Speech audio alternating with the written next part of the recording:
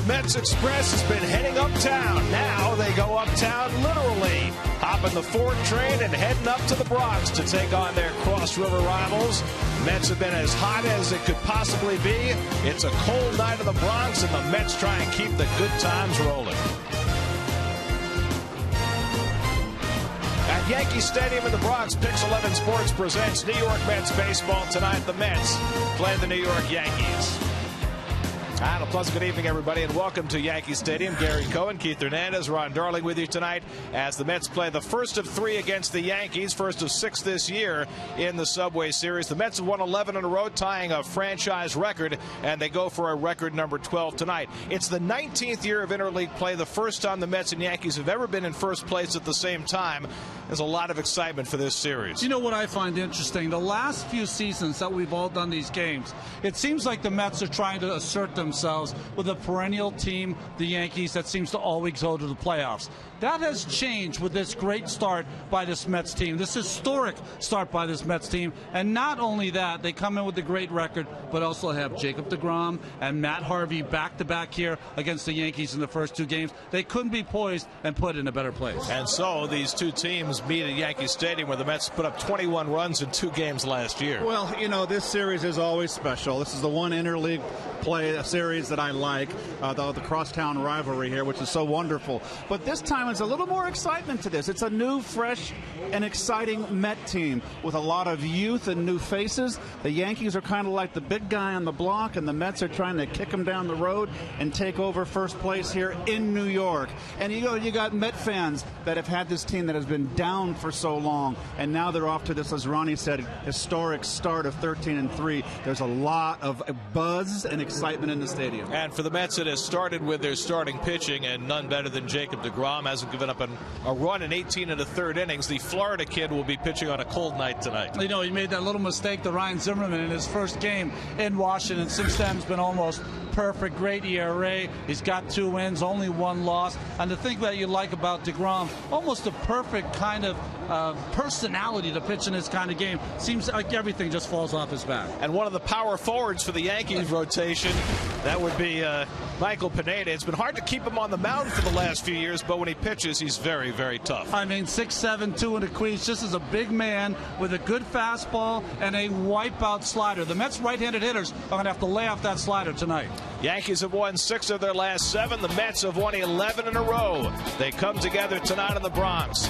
The Mets and the Yankees starting the Subway Series tonight, right here on Pix 11.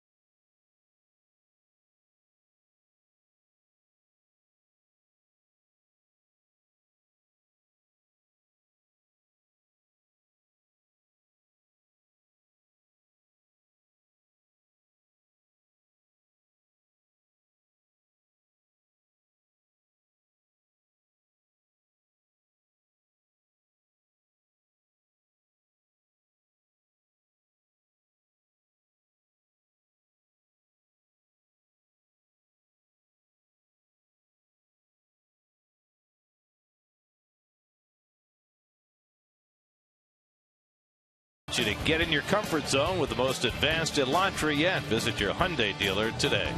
By Verizon Fios, the fastest, most reliable internet. By Toyota. See where Toyota takes you. Test drive one at your Toyota dealer. Toyota, let's go places. By McDonald's, stop by for the new 100% sirloin third-pound burgers starting at $4.99. Price and participation may vary. By Six Flags, save big on Six Flags Great Adventures tickets at sixflags.com. And by the Honda Dream Garage sales event now at your Honda dealer. Who are the 4 players who best represent the history of the Mets, and who are the 4 greatest Major League Baseball players? Go to MLB.com/franchise4 to cast your ballots. Winners will be revealed during the All-Star Game, July 14th.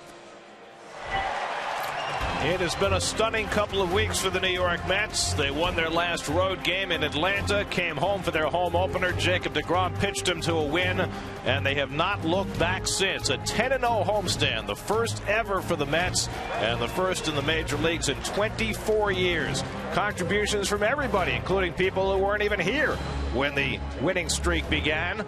Mets hitting home runs, pitching brilliantly, playing great defense, getting timely hits, saving games, 11 straight wins. That ties a club record, and they go for an even dozen tonight. Here's the starting lineup for the Mets, brought to you by Land Rover Above and Beyond. DH tonight, that goes to Michael Kadire, so Kirk Neuenhuis gets just his second start of the year in left field. Kevin Plawecki, just his 3rd big league start, and he does it in the Bronx. Curtis Granderson returns to the site of his biggest years as the Mets try and keep it rolling tonight against Michael Pineda. Well, Michael Pineda, when he first came up to the major leagues with Seattle, he was an all-star. His rookie year finished 5th in the Rookie of the Year voting. Used to throw about 95 plus. Now he doesn't throw as hard, but he still has a 90 plus fastball, wipeout slider, and he's throwing now a lot more changeups.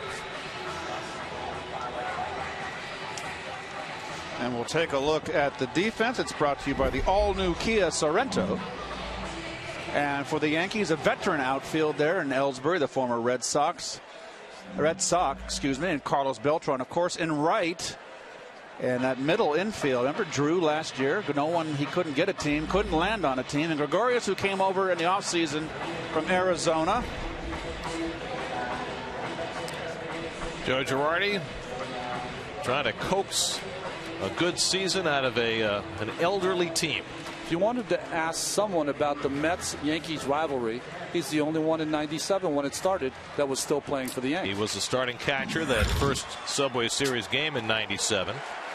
The last player who had played in that game who was still active was Derek Jeter. Of course, he struck out that last at bat against Dave Malicki when the Mets shut out the Yankees in the Bronx that first ever game. Met fans have made their way up to the Bronx. Crowd still filing in.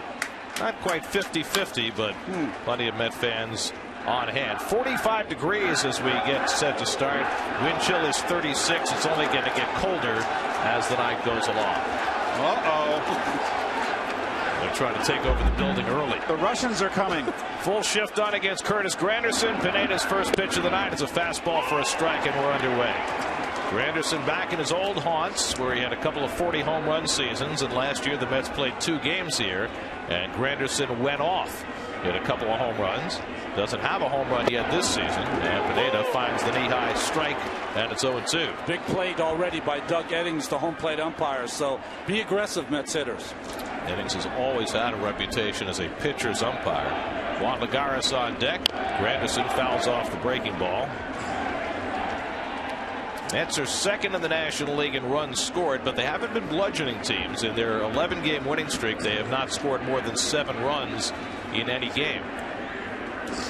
But they've been bunching hits, drawing their walks, taking advantage of opponents' errors. Granderson goes down on strikes, and that's how the night begins. Well, that's the wipeout slider I was talking about. You get behind 0-2-1-2, it's over. Late breaker, sharp breaker, down and in to Granderson. Tough pitch to lay off for a left-hander. Late bite, down and in. So Pineda has his first man, and now Juan Lagares, who starts the night with a 10-game hitting streak, hitting .342 over the 10 games. And the corner's in against Juan, who takes on the inside corner strike. Doug Eddings has the plate tonight. He's the crew chief. Adrian Johnson at first, Jim Wolf at second, Adam Palmari, the youngest of the quartet, at third. 6'7" Michael Pineda deals and gets ahead on Lagares. 0-2. There's a slider again. Mets hitters are going to have to lay off it. The right-handed hitters are going to have to try to lay off that. Hard to do. Pineda making his 4th start of the year. He's walked only 2 and struck out 21.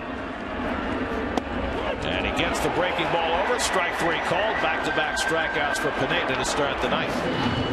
Well, Pineda's not messing around, Keith. This one's inside. That one hung over the middle, kind of froze Lagares right down the pipe. Starts at his hip, oop, and there you go. Grab some pine, hang with them. So now it's Lucas Duda with 2 out. Duda got a couple of hits his last 2 times up on Wednesday night, then was on base 4 straight times yesterday, so he's been on base 6 straight plate appearances as he starts tonight. You know what I was thinking what happened, Gary? Sorry. The roll call usually comes in the first inning. The Mets fans with the "Let's go Mets" chant, I think it was gamesmanship. They were trying to drown out the roll call. Interesting. Well, Met fans have been doing a version of that in some of the games at Citi Field. And you see the defense there. Big shift for Duda. 1-1 from Pineda, and Lucas fouls off the fastball. And as Ronnie was saying, Pineda not as hard a thrower as he used to be. There was a time when he was a 93, 94 guy. Now he's averaging 90.5 on his fastball so far this year. Yeah, when you got that kind of breaking ball and you wear your hat a little bit off to the side, it doesn't matter how hard you throw. He has struck out the first 2. He's ahead on Duda 1-2. And Lucas drives one to right center, but Beltran is there, and that retires the side. So the Mets are on 1-2-3. Jacob deGrom takes them out for the bottom of the first when we come back to the Bronx.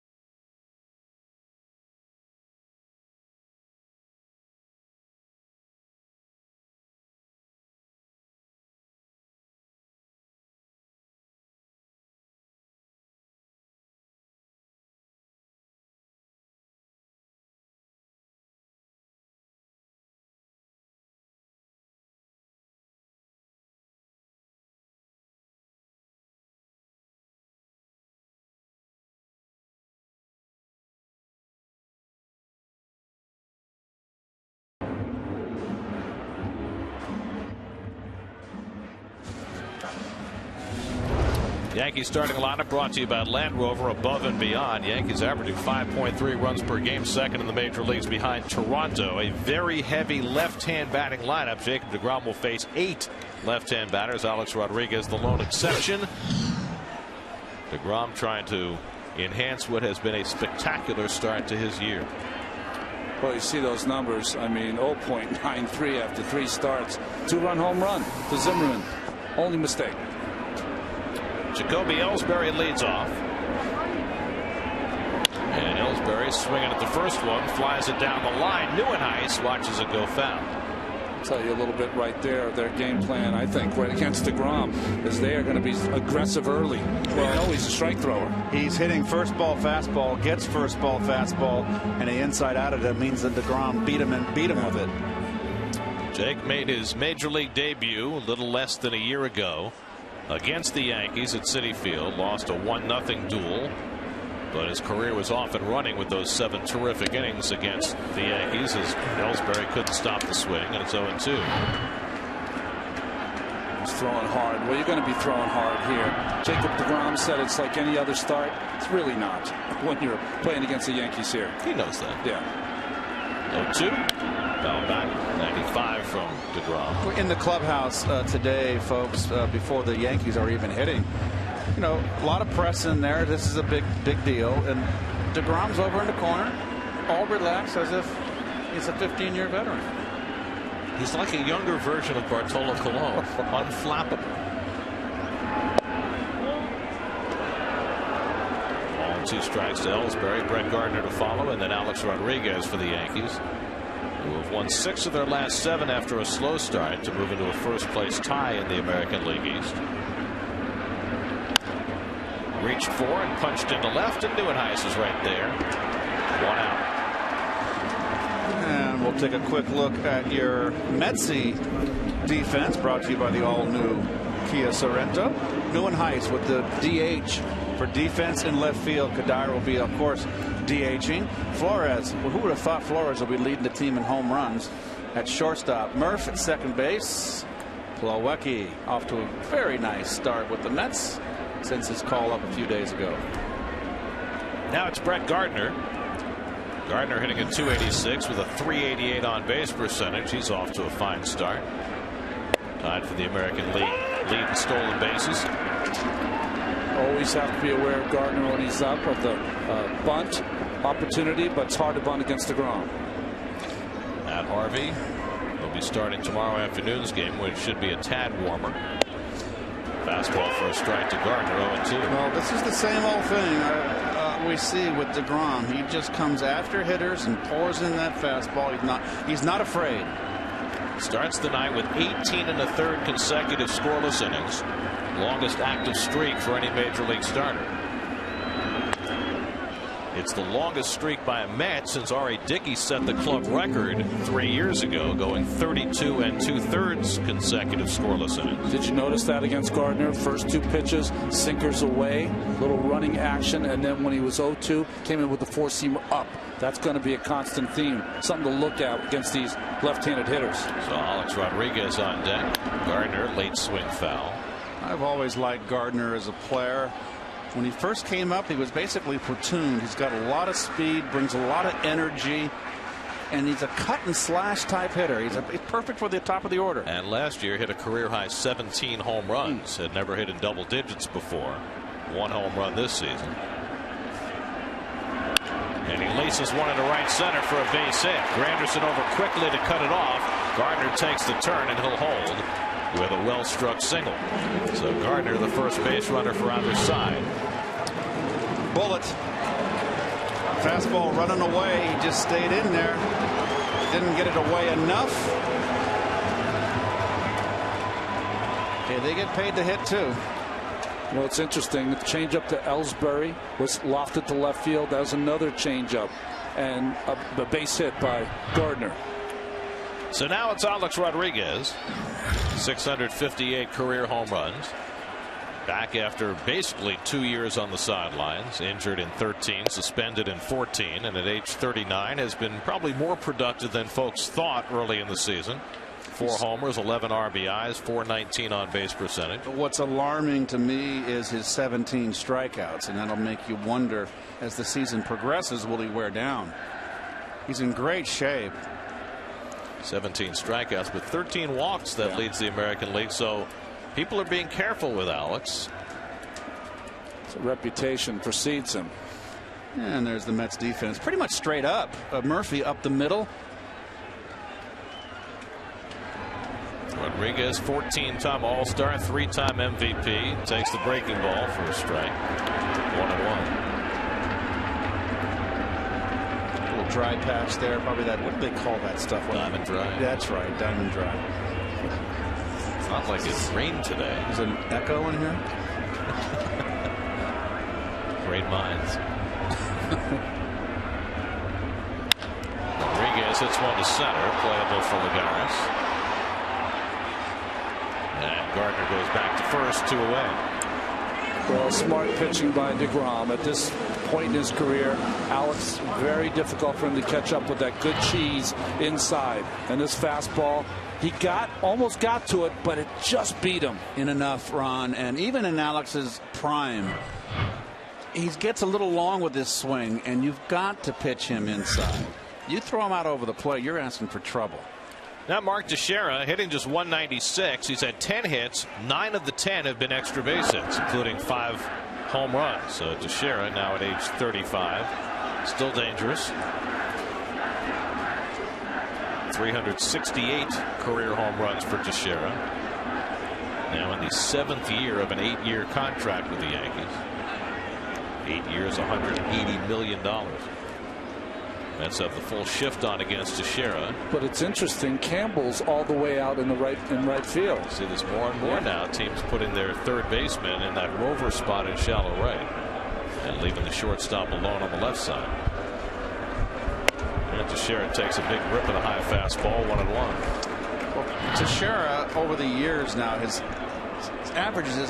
batting average has dropped. His power numbers are there. I think a lot of it has to do, he's been so full of injuries over the last few years here, but also the lure of that right field here at Yankee Stadium. 81 games in that short porch and right for a left-hand power hitter. The Yankees want him to hit home runs. Thus he pulls more and the average drops. And do you think that's a conscious thing, that as you get later in your career, you just sell out for the home runs and accept the fact you're going to have a lower average? I don't think that Mark or any athlete that was a 300 hitter would want to see the average drop. I think Father Time is catching up with him in injuries. He hooks one in the air deep down the right field line, over toward the corner. Granderson looking up, and it's out of here. Right inside the foul pole, a 2-1 homer for Mark Teixeira, his 6th of the year, and the Yankees jump out to a 2-0 lead.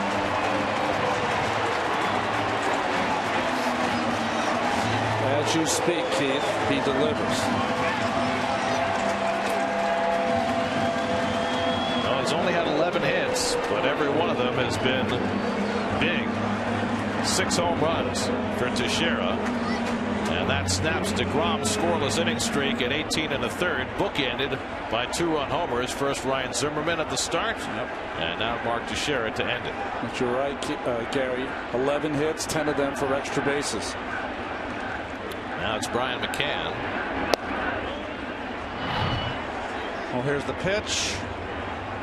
Oh, just got it up, Ronnie, and too much of the plate. Wanted it away. I think it's another changeup too, Keith. McCann flies one down the left side, and that'll go out of play. What will happen sometimes as you see this ball just stay fair? Happens sometimes when you get into a bigger game, bigger atmosphere, is that you'll throw that changeup too hard.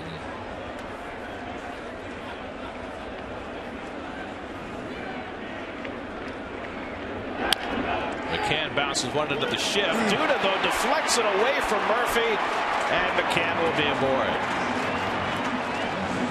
Well, there's a mistake there. Mental mistake by Lucas here. He's got to know, and I'm sure he does, that Murph is right behind him in the outfield grass. McCann does not run well. Easy play for Murph. That's a Campbell there in shallow. I'm right, sorry, right. Campbell. Sorry about that. They did the flip. Yeah, I got that wrong too. You know what's interesting is that you have to know where the fielders are when you're a base runner. Now in shifts, you have to know where the fielders are as a defensive player. And it's fairly easy. You just look over your shoulder and you see where they're at. I think it's the same situation here now. Same defense. Carlos Beltran today celebrating his 38th birthday. It's been a very rough start for Carlos. He's been sick this last week. He's hitting just 184. And he takes inside from DeGrom. DeGrom is pumped up. Ron, I think a little overthrowing. Well, the other thing is that they are trying to start every left-handed hitter with a fastball inside, and he's missed, which means he's getting behind. And comes inside and catches the corner. 1-1. This is the hardest I've seen DeGrom throw. I mean, every ball is 94 or 95. And Beltran skies one to center. The former Mets center fielder flies out to Lagares. 1 Gold Glover to another. Side retired. But Mark Teixeira opens the scoring. Keeps one fair down the line for his 6th of the year. The Yankees jump out to a 2-0 lead after 1.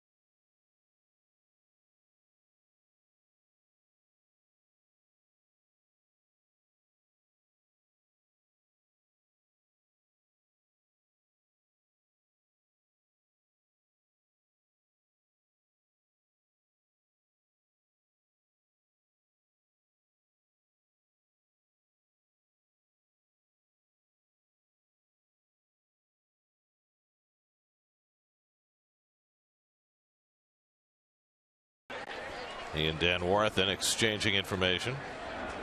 See the ball. He said his movement didn't move away enough. Too much for the fat of the bat, too much of the plate. Michael Kadire leads off in the 2nd inning, and Michael Pineda gets ahead of him with a breaking ball. Kadire DHing today, 0 for his last 10. Came up with a skinned arm after that slide into home plate yesterday. He's lucky that A.J. Pierzynski didn't break his arm. I mean, he dropped that knee right on his forearm. Luckily, he got it just through. And he cracks one into center field, but right at Ellsbury for the first out. Keys to the game brought to you by Hyundai. Well, it's very clever here. The Express and Local describes both teams, and they're on their way to their Mets to 13-3. Yankees 9-7. Granderson loves it here. Hit 2 home runs last year in the 2 games here at Yankee Stadium in the Subway Series, and of course Familia just been lights out. Can anybody stop him? He has just been eating hitters up. Well, here's Daniel Murphy who had a breakout day at the plate yesterday. 4 RBIs, flies one to left, but Gardner's right there for the 2nd out. So the Mets getting some better swings these last couple of bats against Pineda. But he's retired the first 5, and now Eric Campbell will bat. Our last keys to the game. Do they really say keep free of the closing doors, please? Is the please always included? It depends on the conductor. Okay. Occasionally you get a please. Yeah, okay. I don't hear that very occasionally often. you get a hey. I've never heard it. How often do you ride the subway? I used to ride all the time when I lived in the city. That's a used to. That's right. It's a kinder, gentler nation. Eric Campbell making his 9th straight start. He's reached base in all 8 so far, filling in for David Wright. And oh, by the way, he hasn't played in a losing game yet. 8-0 in the Campbell regime. That's right. Wilmer Flores would be next.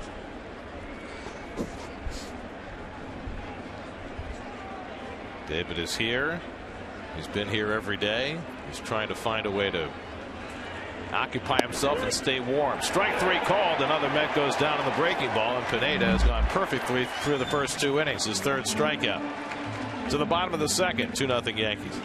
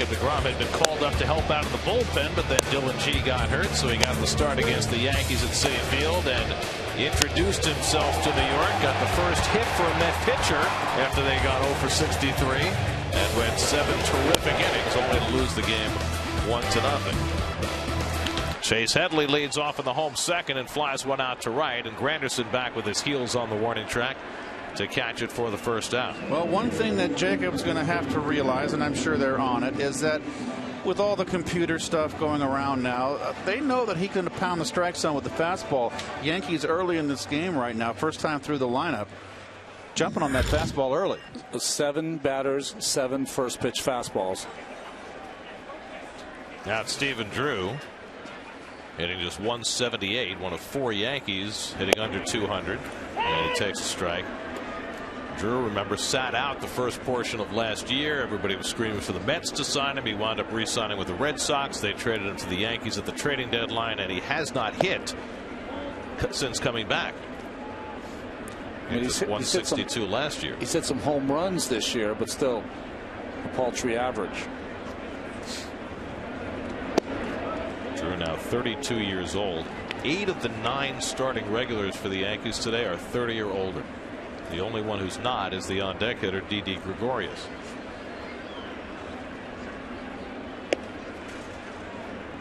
And the changeup misses, 3-1.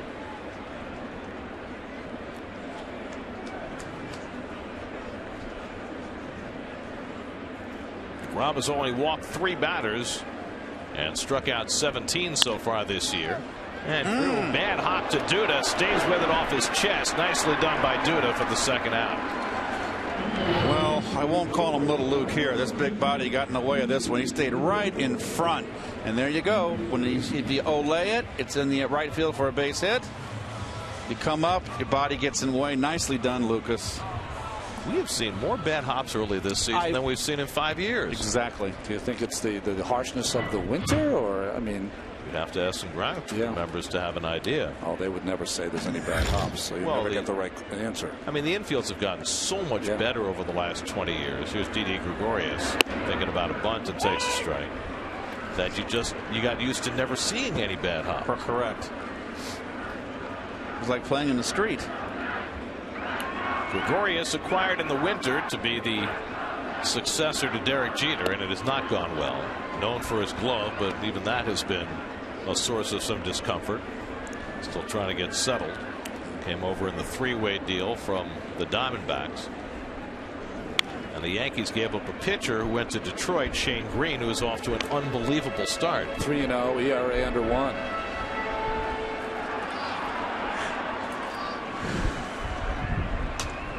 Well, the Yankees have Brendan Ryan on the disabled list, so they have little choice but to ride with Gregorius at this point. They could always move Drew over there. DeGrom, though, strikes him out with a breaking ball. His first strikeout of the day. Yankees go 1-2-3. They lead 2-0 after 2.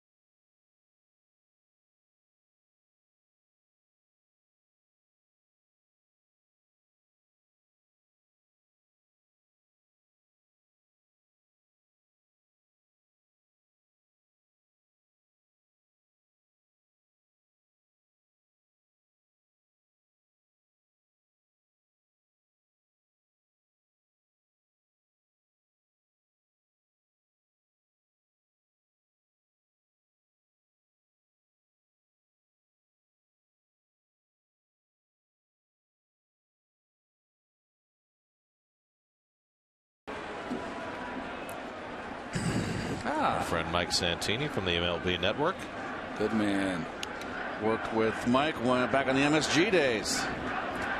He said he was always trying to find you for the production meetings. I thought he was always looking for Fran. Wilmer Flores running a 6-game hitting streak takes a strike from Michael Pineda. Mets looking for their first base runner, trailing 2-0 as we start the third. Flores with 3 home runs, 3 of the 10 the Mets have hit through their first 16 games, and he nubs one. Pineda tentatively off the mound and tentatively to first, 1 away. Yeah, he's another guy who doesn't like to throw to the bases, so the underhand toss gets Flores. Well, the Yankees have these power forwards for pitchers. You got Pineda, who's 6'7". Sabathia goes tomorrow. He's 6'7". Andrew Miller, their closer, is 6'7". Betances, their setup guy, is 6'8".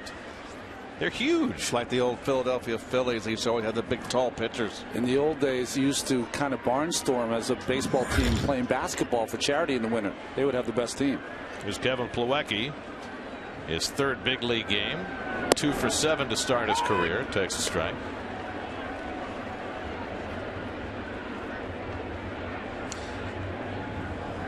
Oh, geez, don't show me that. Come on, Bill. Nachos with the works.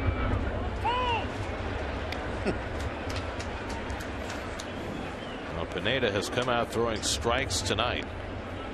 Hasn't thrown more than 1 ball to any batter. Kirk Neuenhuis waits on deck. And Plawecki takes it low. That's the first changeup he's thrown, the 0-2 pitch. Saw the catcher McCann ask him to bounce it or throw it on the plate, and he did. Pineda's now 26 years old. He is 6 months younger than Jacob deGrom. Think about that. Pineda came up in 2011. He was an all-star with the Mariners. Basically lost 2 years to labrum surgery, lost another half year last year to back surgery and pine tar. That's right. And now finally healthy and hoping to pitch a full season in the major leagues. Struck him out with a slider. Pineda off to a great start. That's his 4th strikeout. Well, when he gets ahead of you, it's too good of a pitch. It's one, if you try to pull it like that, you might as well. It's an act of futility. Look at that. 21 strikes, only 4 balls so far for big Michael Pineda. So he's retired the first 8. Now Kirk Neuenhuis sitting 9th in the order, looking for his first hit of the year. Just the 2nd game Kirk has started. Most of his plate appearances have come as a pinch hitter. And Terry Collins said today, we've got to get Kirk some at bats to get him going. Well, Ron made a good point. Ron and I were in conversation earlier before the game, and he's got a long swing, and he's not a guy that's suited for bench play.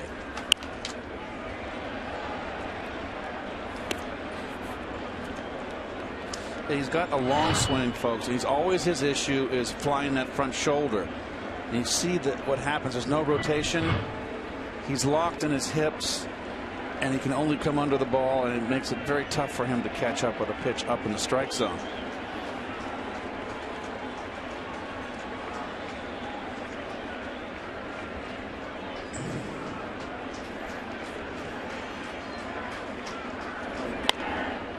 Over the bag, and that's going to stay fair. Neuenhuis has his first hit of the season. He's going to test Gardner's arm. The throw to second on a hop can't be handled by Drew, and Neuenhuis has a double. Very aggressive base running by Neuenhuis, but he took the gamble with 2 out, and it pays off. Well, I agree with this play. I love aggressiveness. And if you're thrown out, fine. This kind of in-between hop for Drew, tough chance. Throw a little offline. The throws at the bag. Neuenhuis is probably out. But it's a play where you force him to make the perfect throw. We've mentioned it in the last week. The Mets have been very aggressive on the bases all season long. Well, Neuenhuis snaps the offer, has the Mets' first hit of the day, and now Granderson tying run at the plate. Curtis struck out his first time up.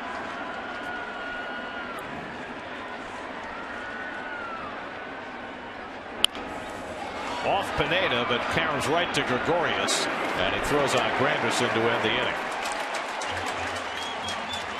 Let's get their first hit, but Pineda puts up another 0, 2-0 Yankees.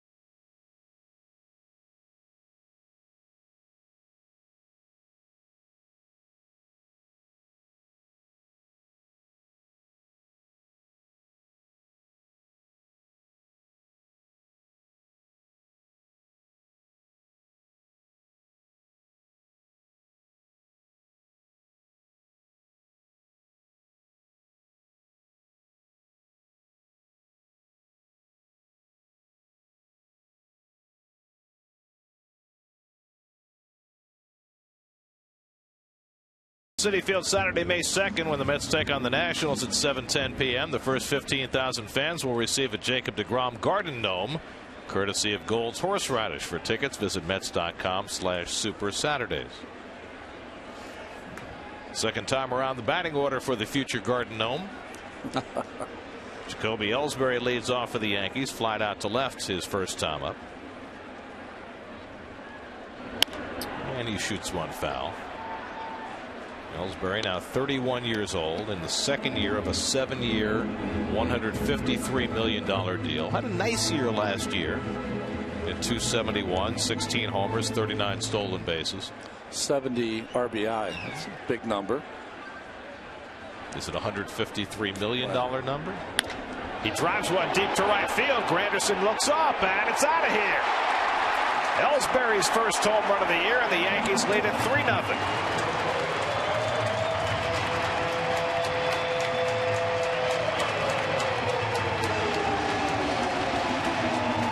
Well, the Yankees came in here third in the American League in home runs, winning with home runs, and they're doing it tonight.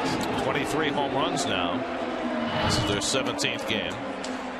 First home run of the year, fastball, Ronnie, right down the pipe. Are you sure, Keith? I think that's I'm thinking it might be another change, but we got to get the speed on it.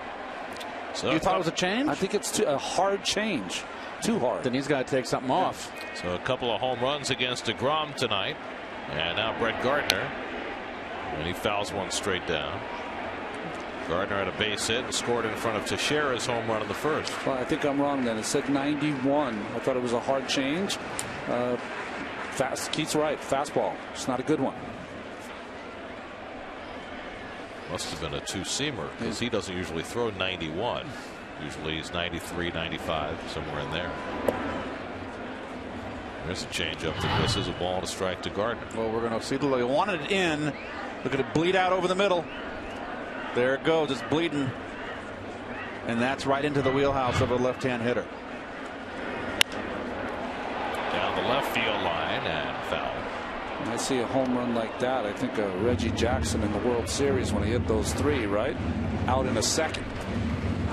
Yeah, that was a line drive that, let's face it, doesn't get out of many other ballparks. Right, and he looked in, and then he hit the knuckle. But the most impressive one was the last one off of Elias Sosa. Oh no, I'm sorry. Then the one off Charlie Huff. Dead central, way out.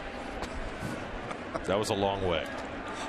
Into the black, as they say. Oh man, I remember watching that on TV and shaking my head. With Howard Cosell providing the commentary. Yes.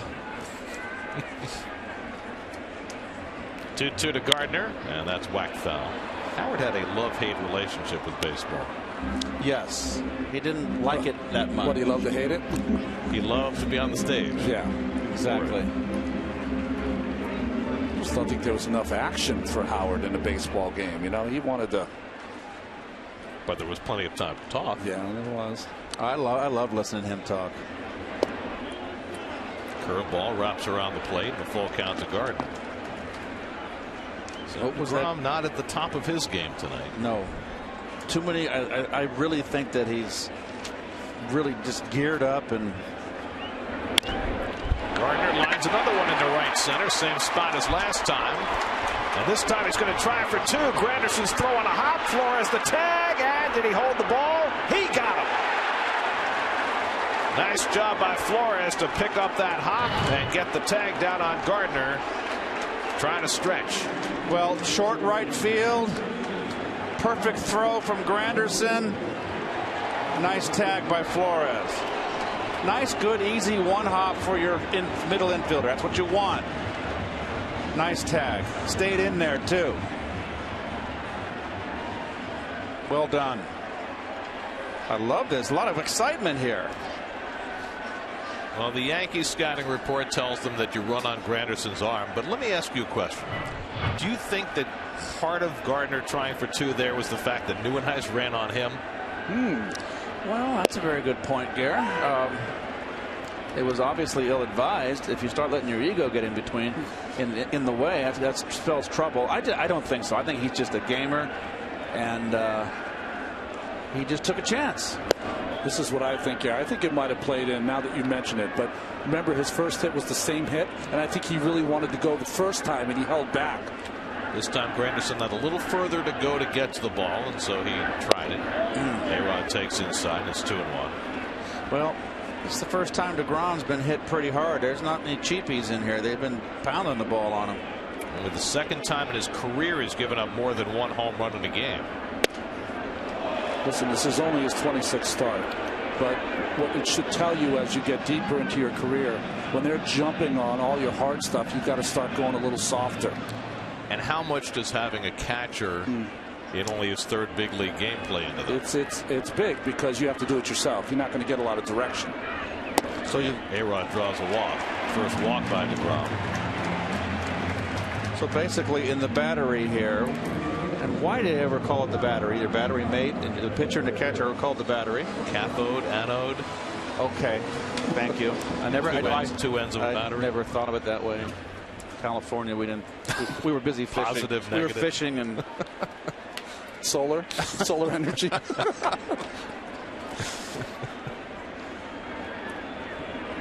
Teixeira drives another one down the right field line. This one hooks and goes foul. And shallow, just sawed him off that time. Yeah, he broke his bat. So the point being is you got a very inexperienced battery here today in DeGrom and Plawecki. And it's been fastball happy, Ron. Yes, it has. I guess to answer your question, Gary, when you have a young receiver, he's hoping to put down the right signs as opposed to a veteran receiver who knows what signs to put down.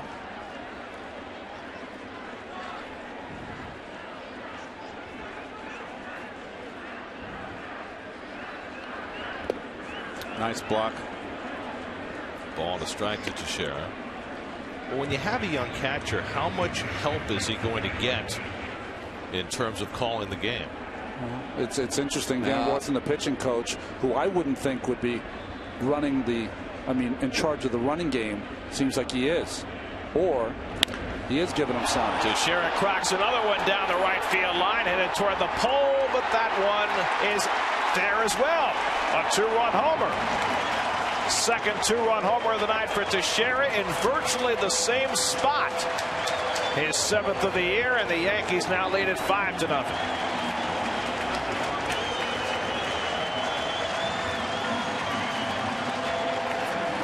Well, in his second big league start, Jacob deGrom gave up 3 home runs against the Dodgers. And now he's given up 3 home runs tonight against the Yankees. And this is right before the pitch with Dan Warthen giving the signs. You got to give more than that, don't you? Fastball in. It's in. And guess what? Someone got the bat through. Might have been looking in. You know what happens a lot of times? He just broke Teixeira's broke his bat. He's thinking to himself, veteran hitter, I'm not going to get it broken again. I'm going to be looking inside. But one of the themes to DeGrom's fast start in the major leagues, he doesn't give up the home runs. And you were describing 3 against the Dodgers. But today's game is different. This is the first time that he's getting a sense of what can happen to you in the major leagues. And particularly in this ballpark with a left-hand hitting lineup and that short porch. But none of those home runs have been cheap. So now it's a 5-0 Yankee lead. Now Brian McCann, who banked one off Duda's glove for a base hit his first time up. Well, through his first 25 starts, only 2 Met pitchers had lower ERAs than Jacob deGrom. That'll take a hit tonight. McCann flicks one down the left field line, and that's foul. This is a new experience for Mr. deGrom here. You know, Tom Seaver got knocked out, and all the great ones they get hammered. But this is the most I've seen. This is the hardest I've seen him hit in his young career.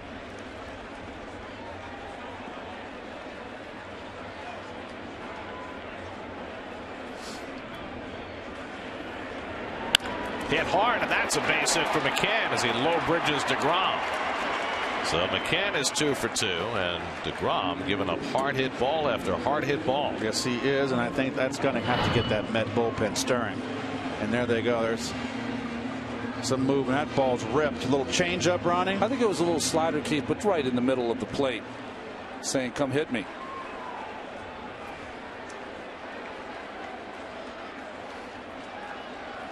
For a starting pitcher, when you're stuck in this kind of game, it's almost like being lost in a maze, and there's no way to get out. You're trying to figure a way to get out of it, but you have no answers. Carlos Beltran flying to center his first time up. And DeGrom falls behind him 2-0. All of a sudden, DeGrom is starting to think about that outside corner a little more, huh, Ron? Everything is interconnected. You give up some home runs, all of a sudden you start missing away. 3-0. Sean Gilmartin, first man up in the Mets bullpen. Mets starters have been so consistent day after day getting the Mets deep into games, but this may not be that kind of day for DeGrom. Beltran likes to swing on 3-0, but he takes a strike. 3-1. Another way for Mark Teixeira, his 38th career multiple home run game. It's huge. Wow. Now has 370 home runs in his big league career. Now there's ball 4 and Beltran's on it. So every hitter has reached base in this inning. The only out came when Gardner's tried to stretch a single into a double. Ellsbury homered, Gardner with the base hit, A-Rod walked, Teixeira a 2-run homer, McCann a hard hit single, and now a walk to Beltran. Teixeira now has 12 hits, 4 doubles, and 7 home runs. Unbelievable. Right? All or nothing. Now it's Chase Headley who flied out to the edge of the warning track and right his first time up. Most runs DeGrom has allowed in a big league start is 6. That was against the Cardinals last June. Gave up 6 runs and 12 hits in that game.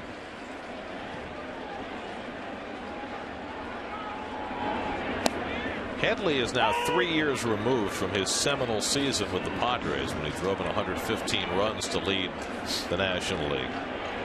In the 3 years since, he's had over 1,000 at bats and 108 RBIs. Grounds one toward the hole, and that'll sneak through for a base hit. McCann will be held at third. And so Headley with a not very well struck hit to load up the bases. Well placed. Well, this is getting racky tax. Just getting lit up. Everything's fine. And the ball wasn't hit that hard, but it finds a hole. I mean, we rarely see that hit anymore because of the shifts. We never see that base hit. Headley, one guy you have to play straight up because he will use the whole field. Same with Stephen Drew. The Mets will play straight up, hoping for a double play to finally get DeGrom through this inning. Drew grounded out to Duda his first time up. Very slow runner at third. McCann takes a pretty good fly ball to get him home. And DeGrom bounces one. That's 2 first pitch changeups to the last 2 hitters. Is DeGrom here? Is it too late trying to change lanes? They just haven't let him up for air. He's trying to find it, and the Yankees are just keeping him underwater. 5 runs, 8 hits, 2 walks over 2 1/3. 3 home runs. Drew's already hit 4 home runs this year. And he flies one to left center. McCann will tag. Lagares comes over to get it. Here comes McCann, and the throw will go to third. So it's a sacrifice fly for Drew, and it extends the Yankee lead to 6-0.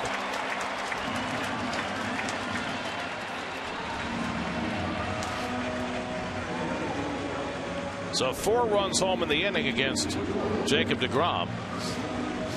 And the Yankees will send up their 9th batter of the inning in Didi Gregorius. So the 6 runs matching the most that DeGrom has ever given up in a major league game, and this is 26th big league start. Gregorius struck out his first time up. Beltran at second, Headley at first with 2 down.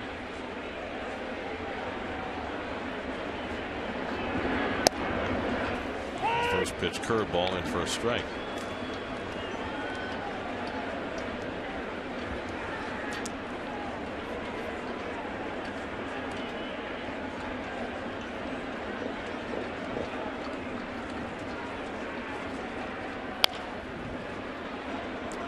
It's so interesting to watch here in the last few hitters. Change up, curveball to start the hitters. It's almost like he's finally figured out he's got to change, but it's too late. Maybe it's not too late, but too late for him to stop all these runs coming in.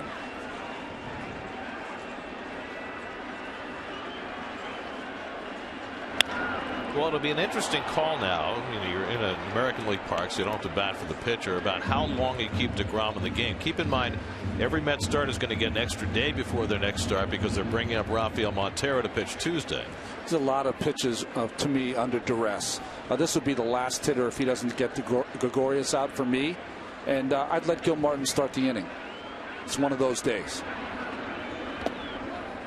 Bounces a curveball, and it's 1-2. So you're saying even if he gets through the inning right here, you would have Gil Martin start the fourth? I would. I think that it's one of those days. It's one of those just wash it away. No need to go out there and get pounded anymore. Exactly. He's hasn't had a rhythm. Yankees have not, to their credit, have not let him find a rhythm. Gregorius hits one in the air to right field, but that one's playable for Granderson. And that retires the side. But 9 men came to bat for the Yankees, and 2 of them left the ballpark. Jacoby Ellsbury leading off the 3rd inning with a line drive home run, his first of the year. Mark Teixeira with his second 2-run homer of the night, and the Yankees lead at 6-0 after 3.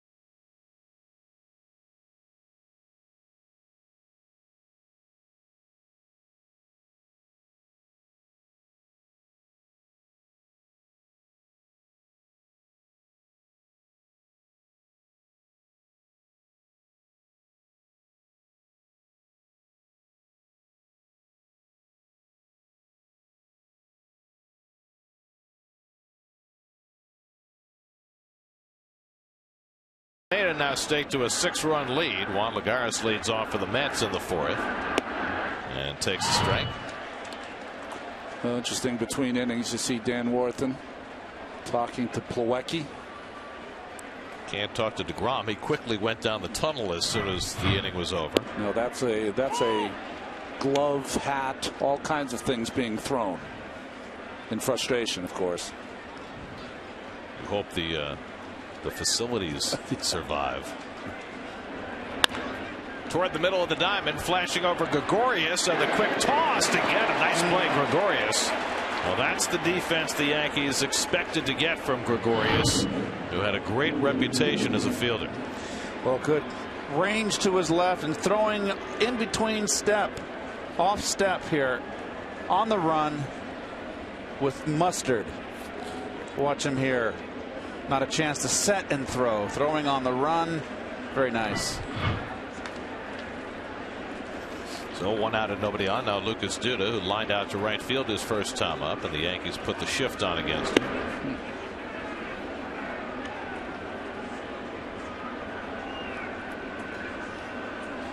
Headley staying back just in case Duda wants to get on with a bunt.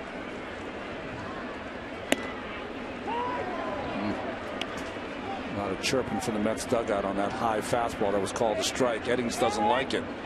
Hang with him. Eddings gesturing toward the Mets dugout, telling everybody to be quiet.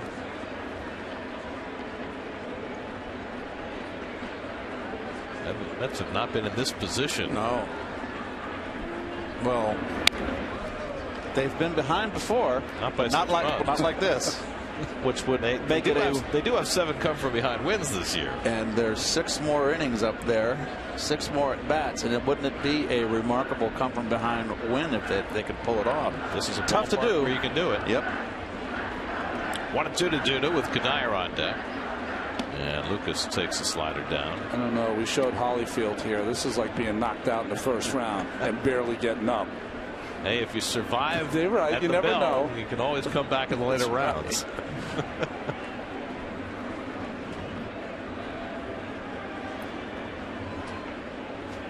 Strike 3 call. Duda caught looking. That's 5 strikeouts for Michael Pineda. 2 out of the inning. Backdoor slide. Yeah, on the back door. Down break. Borderline knees. Too close to take. Got the corner though, Ronnie. Pitcher's pitch. 5 strikeouts, all sliders. So 2 out and nobody on for Michael Cuddyer, who hit it on the button his first time up and lined out to Ellsbury in center field. Cuddyer DHing today, and the plan is to DH him again tomorrow. Play John Mayberry in left field against the left-hander Sabathia.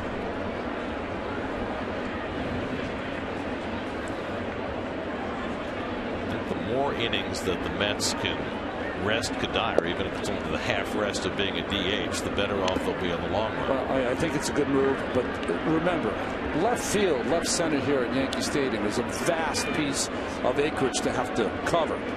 Better to have the young legs out there. Good. Nasty slider.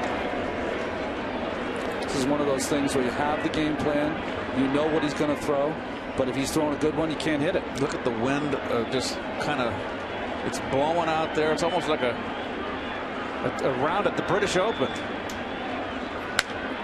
Well, you look at the flags at the top of the left field stands, and they're blowing stiff from left across toward right. But the flags at the top of the right field stands are kind of blowing right toward left. So it's always the swirl. I think well, what do I know? I don't come here. I just come here for 3 games and take a hike like you, Gary. Back in your American League days, that was a different ballpark. 1-2 coming, and Cuddyer gets a piece of it. Did you ever make a trip to Yankee Stadium as an Indian? Yeah, I did, and I didn't play. I was hurt. I played 1 game, and at that point, I knew I was finished, and it was the only time in my career I really didn't want to be in the lineup, Gary, to be honest with you. I was afraid of embarrassing myself out there. Because that was before interleague play began. Cuddyer pops one up. And Stephen Drew, battling the wind, stays with it. And Pineda, after being given the big lead, has himself a 1-2-3 inning. Middle of the 4th, 6-0 Yankees.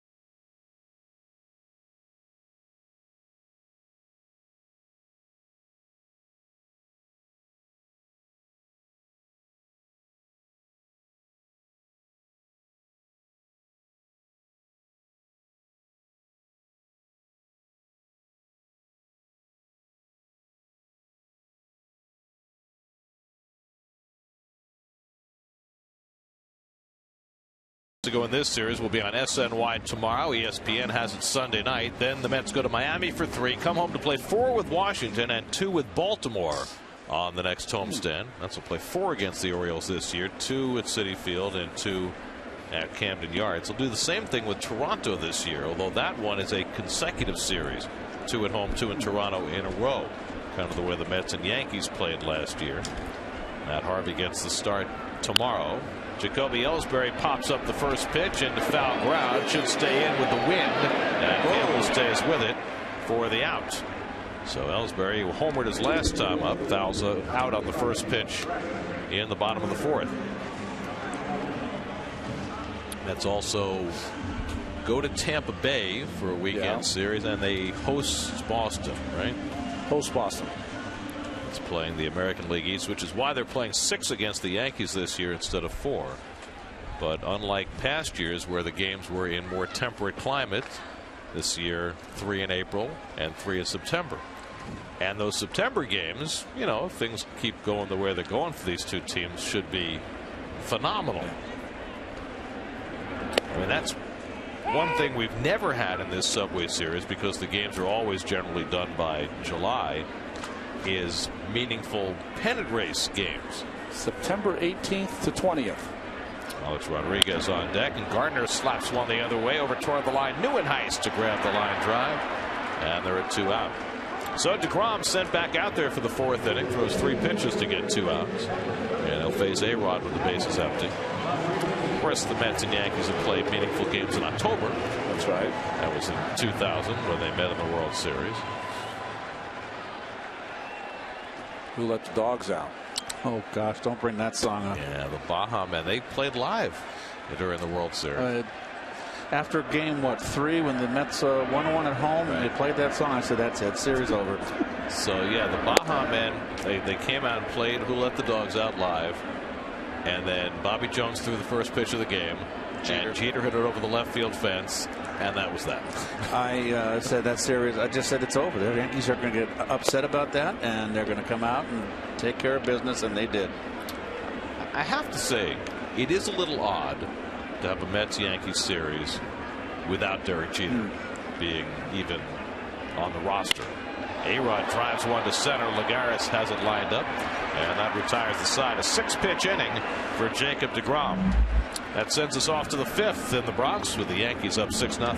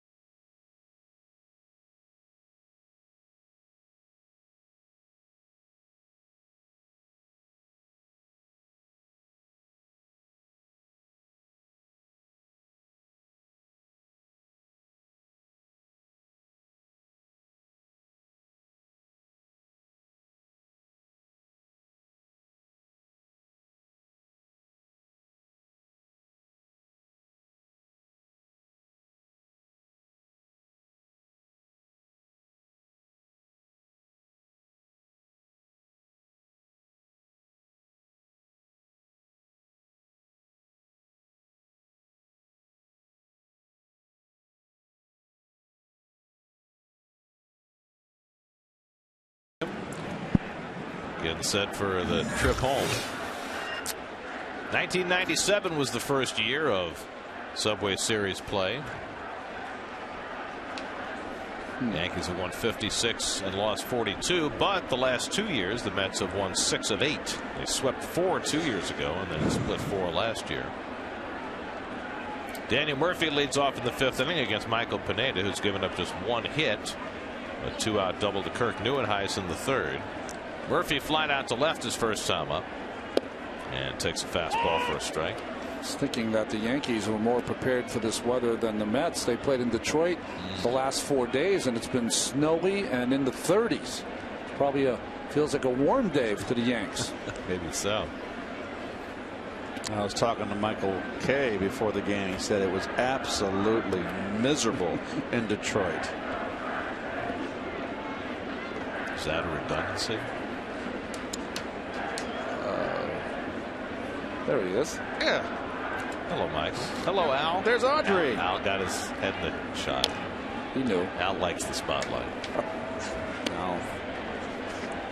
Al's a chatterbox. He was on his 18th cup of coffee I tell you before what, the game started. Folks, if you're in a hurry, don't start a conversation with Al. We were talking about this earlier. You know, most pitchers, the day that they pitch, they like to be left completely alone. I know you were like that, Ronnie. You don't want to have a conversation with anybody. Skimmed over the bag and to share with a beautiful play. The 5-time Gold Glover throws out Murphy, 1 away. Well, they don't give the gold away for nothing. He's on the line. He knocks it down with the heel of his glove. No, sorry about that. It was really the webbing. He closed it too quickly, but makes a beautiful play. That's fun. So Murphy retired, 1 out, and Eric Campbell coming up.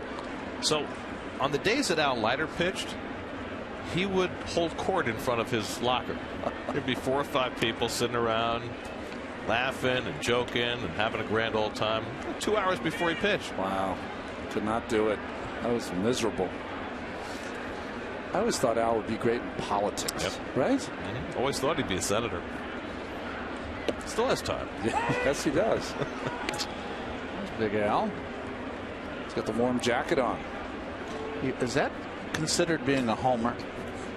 They would kill us if we had a Met jacket. You don't want to throw it on an ex-player, do you? Oh, come on. Give me my Met jacket.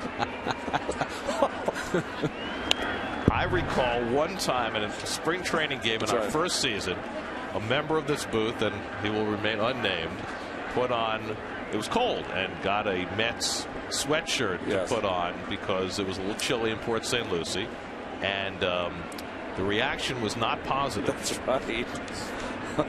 And that never happened again.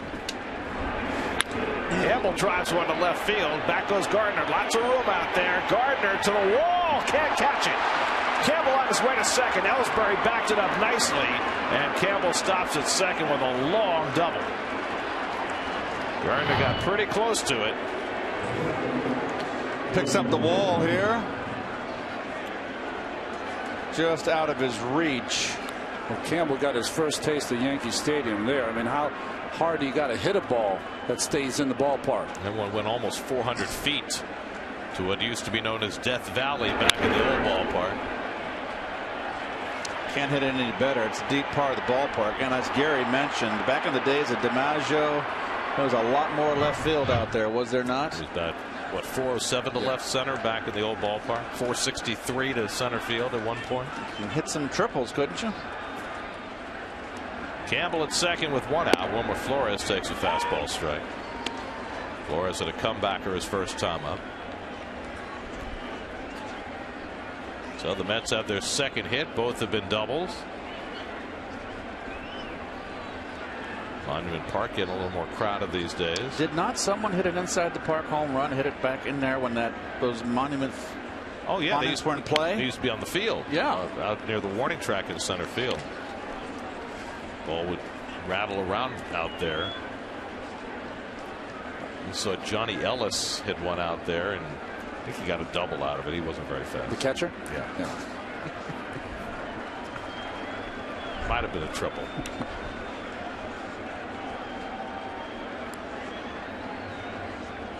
Pineda has struck out 5. Ahead on Flores 0-2. And Wilmer takes one the other way for a base hit. Campbell to third. He'll be held up there as Beltran gets it in. So back-to-back base hits for Campbell and Flores, and the Mets have something working here in the fifth. Well, I tell you what, Wilmer Flores every day is changing my mind. He's a major league player. He can hit. Flores now with a 7-game hitting streak. Ball nicely charged by Beltran. He still doesn't move the way he used to, but he's still a Gold Glove outfielder in terms of the way he approaches the ball. So a chance for Plawecki to pick up his first big league RBI. Kevin struck out his first time up today. Met fans have been sitting on their hands, start to have something to cheer about.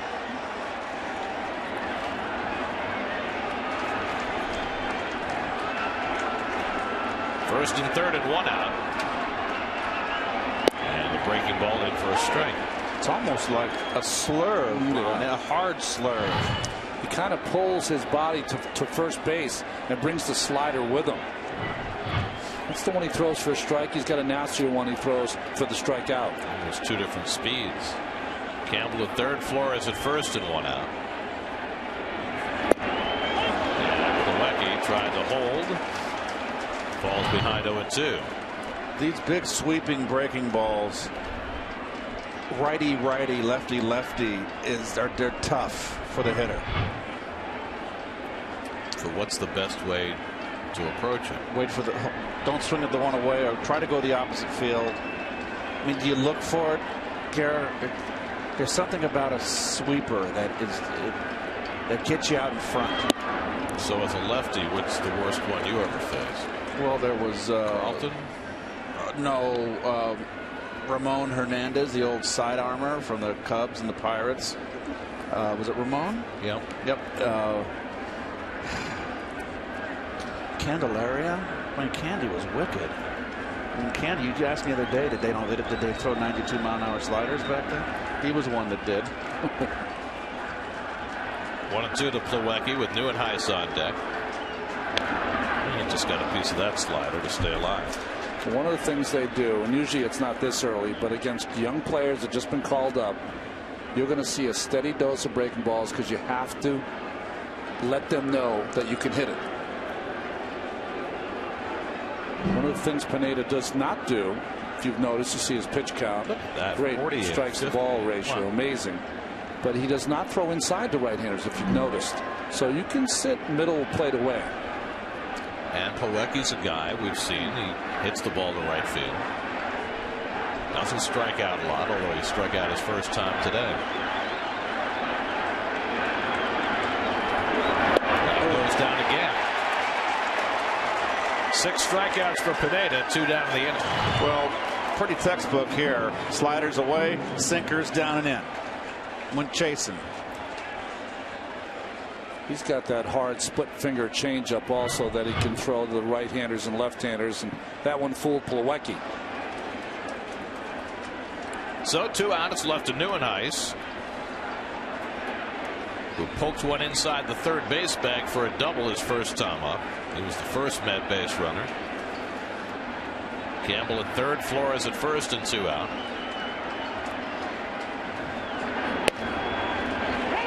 We've seen in the past from Neuenhuis, when he hits a double, he often hits more. Tonight's high-speed pitch comes from Tom Warner Cable and Joy Better. He had a stretch last year where he had 4 straight doubles over the course of 2 or 3 games.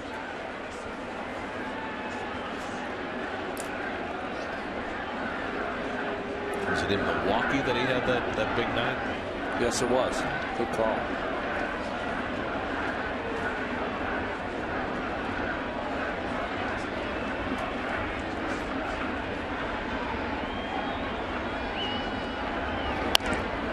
Dribble down to Teixeira. And Pineda able to get out of trouble in the top of the 5th. Mets leave runners at first and third. Halfway through in the Bronx, Yankees 6, Mets nothing.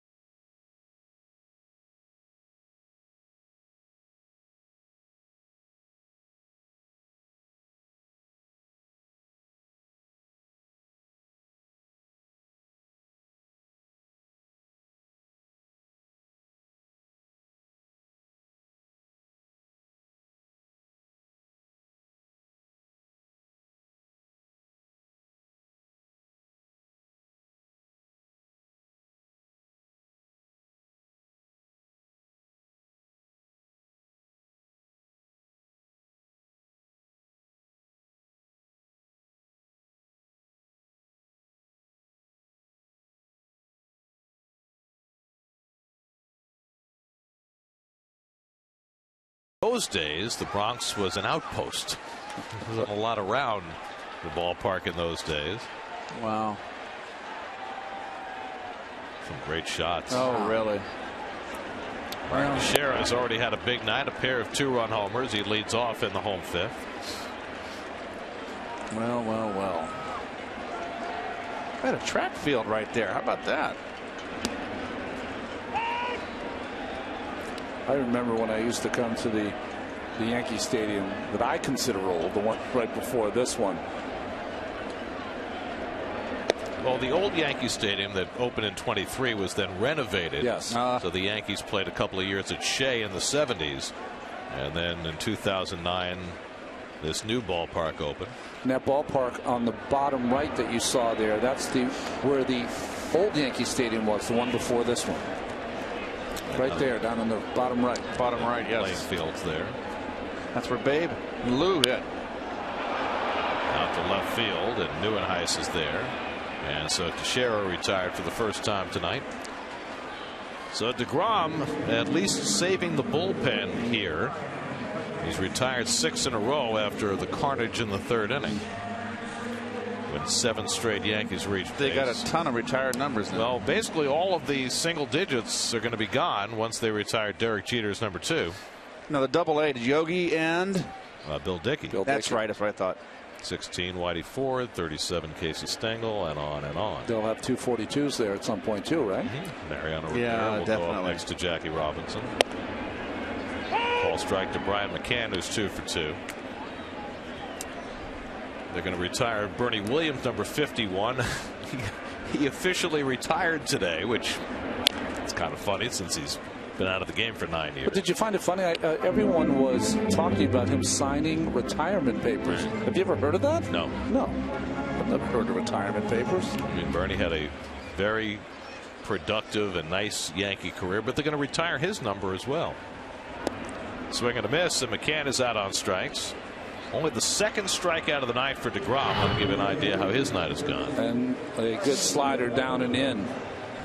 Very similar to the pitch he threw to Gregorius that struck him out. You know, it's an interesting conversation. The Mets have been so stingy about retiring numbers. Only one player has had his number retired in 54 years of the franchise, whereas the Yankees have retired a plethora of numbers. And, you know, every franchise has their own parameters for judging those things. Now, of course, the Yankees have had a great history, tons of Hall of Famers, lots of deserving guys, but it's an interesting call, isn't it? Yeah, you would think there would be more than Tom Terrific out there. You know, it's been over 50 years now, as you said. Well, but I do agree, it should be something very special. Beltran flies one out to Lagares. That retires the side. Another quick inning for Jacob deGrom. He's now settled in to retire 8 in a row. But the Yankees with some early damage, leading at 6-0 in the new park.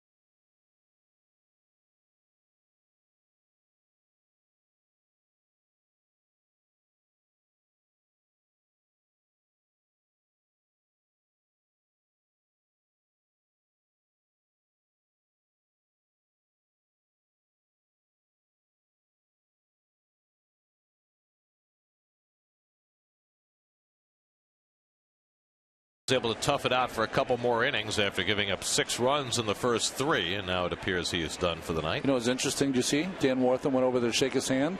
He did not want to take his hand out of his pocket. He did not want to shake hands. He wanted to keep going out there. Either that or he was cold.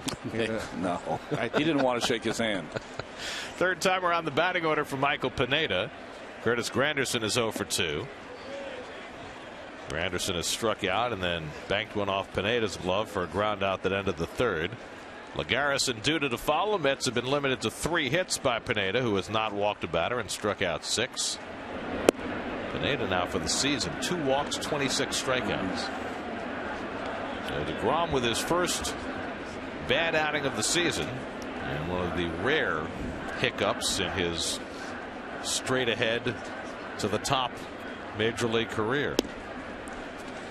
Well, this ballpark's right field comes into play, it seems, every single game.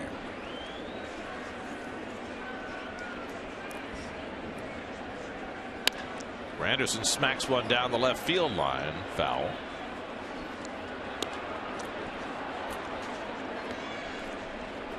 Well, game 2 of this series will be on SNY tomorrow. Matt Harvey pitches against CC Sabathia. Our coverage begins at 3:30 tomorrow afternoon, only on SNY.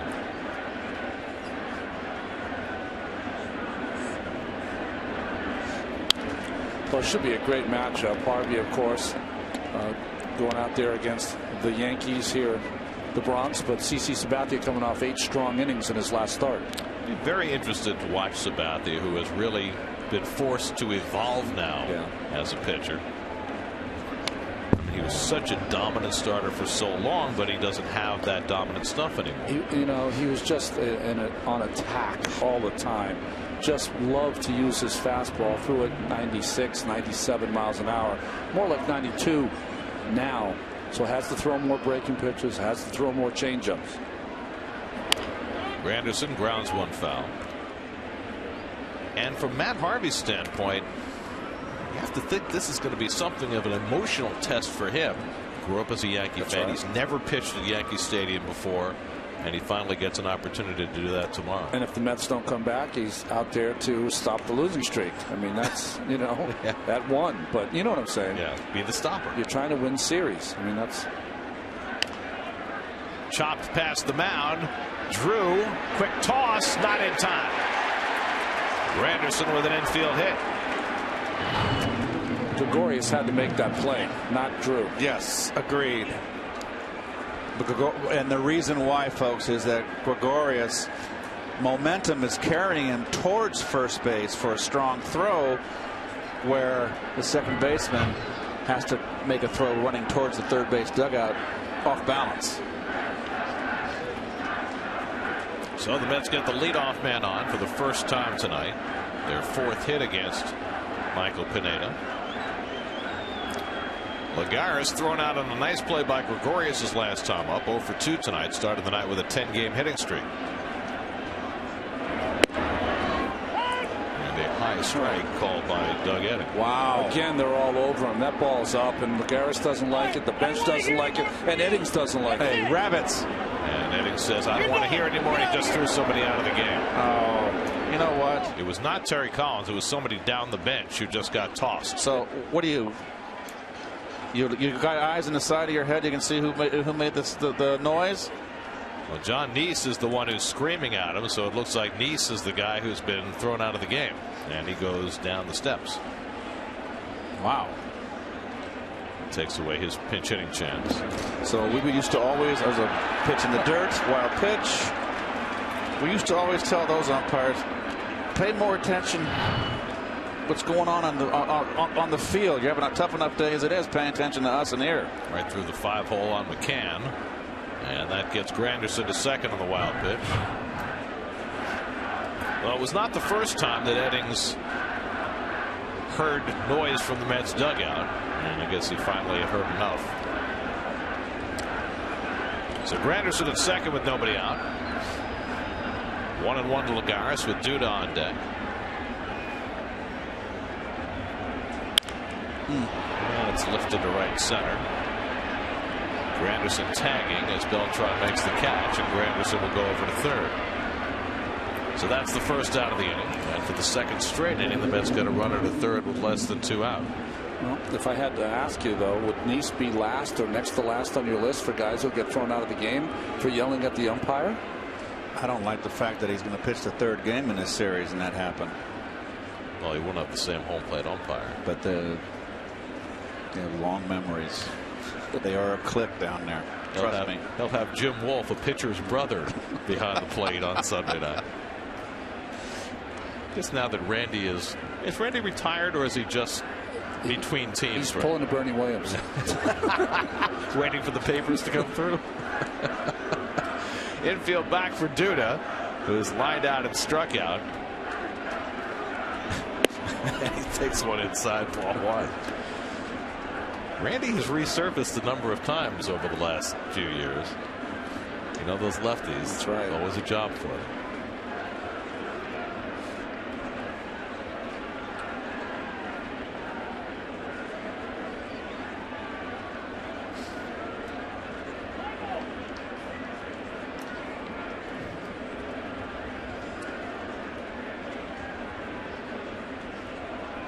Pineda just looks like a big oak tree out there. Jesus, huge. Duda flies one to left. Granderson tagging. Gardner throwing. And the Mets get on the board. Sacrifice fly for Lucas Duda, his 10th RBI of the year, and it cuts the Yankee lead to 6-1. Well, you got to take those garbage RBIs. Love it when you get set up. Garner does everything right here, but watch him take too many steps.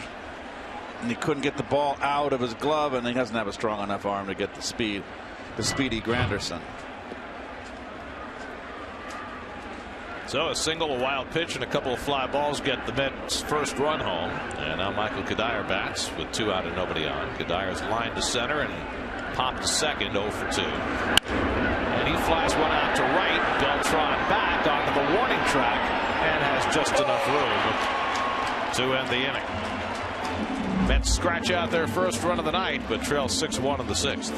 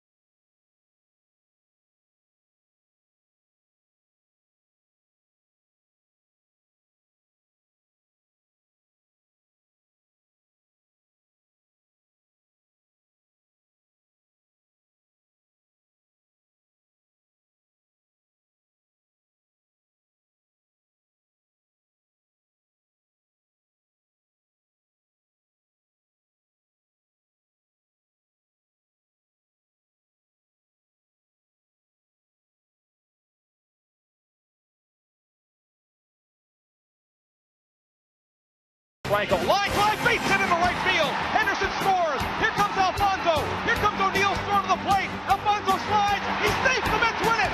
The Mets win it. Matt Franco with a line drive, single to right, and he's being mobbed by his teammates. 1999, one of the classic Mets-Yankees finishes. no names on the back of the uniforms. They did that for 1 year because they liked the way the Yankee uniform looked with no names. Met fans went up in arms. Next year they had the names. He did. Well, Sean Martin pitched a couple of days ago, came in, got 2 quick outs, but then walked Freddie Freeman and A.J. Brzezinski, 2 left-handers. Chase Headley turns around about right-handed against Gil Martin and takes a strike. Boy, speaking of walks, boy, the Atlanta bullpen. Shame, all those walks. The Mets just took advantage of that. They made a couple of changes in that bullpen today. Handley 1 for 2, single to right his last time, slaps this one down to Duda, and he'll take it himself for the first out. So DeGrom threw 84 pitches over 5 innings, allowed 6 runs and 8 hits, walked 2, struck out 2. So as ERA go up from 0.93 to 2.96, that'll happen this time of year. That's right. 3 taters. That's not something that he's used to. Second time in his career he's given up multiple home runs in a game. Gave up 3 to the Dodgers in his second big league start last June. Did you say that matches most runs he's given up in a game, right? 6 against the Cardinals last year. Yep.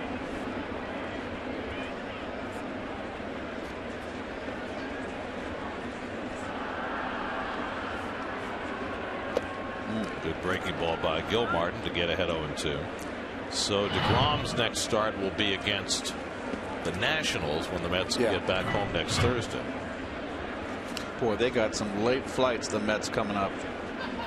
Well, they got the Sunday night game here, and then they fly to Miami, and then they have a night game in Miami Wednesday, and then they fly home and play the next night. That's right. Montero's in there. That's why he's going to pitch against the Nationals. I got it. And Montero goes Tuesday. So they're going to get in very late with the night game Sunday against the Yankees. What, 3 in the morning? No, more, 4. 4, and play that night. 8 o'clock game Sunday. And then getaway day is a Wednesday day game, and I'll be on that flight back with night game. Excuse me. At 7 o'clock, I'll be on that flight with them and get back at 3 in the morning. I would have to bet that DeGrom will fly ahead. Oh, he has to. Yes, right? Absolutely. And for the Monday game, that's Nice. I would imagine he'd fly. No, Nice is pitching Sunday night. Right. So it's going to be G. I would imagine he'd fly ahead to Miami. He should fly ahead. I'm flying ahead to Miami here. Well, we have to keep you rested for your 100 pitches. I got the 9 a.m. to Miami. New York Mets baseball is brought to you by Time Warner Cable. Enjoy more shows on more screens. Time Warner Cable, enjoy better. What city you in? I was thinking, obviously, you don't have a stalker. I am going to I'm going to cut out early on Sunday. Have a nice afternoon in Miami. Stephen Drew takes a breaking ball outside, 2-2. Drew hit a sacrifice fly to drive in a run in the 3rd. That's the final run that DeGrom gave up. He retired his last 8 batters after his very difficult 3rd inning.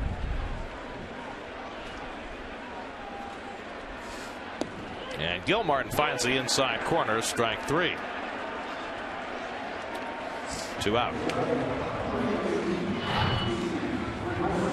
Stayed inside. That breaking ball that doesn't look good to a hitter. Boy, the grip looks more like a changeup, doesn't it? You might be right.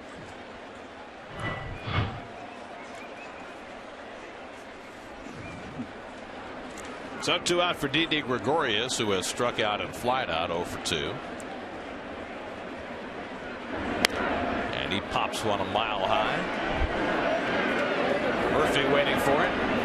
And Gil Martin has himself a 1-2-3 inning, so 11 straight Yankees have been retired. Mets come up in the 7th, still down 6-1.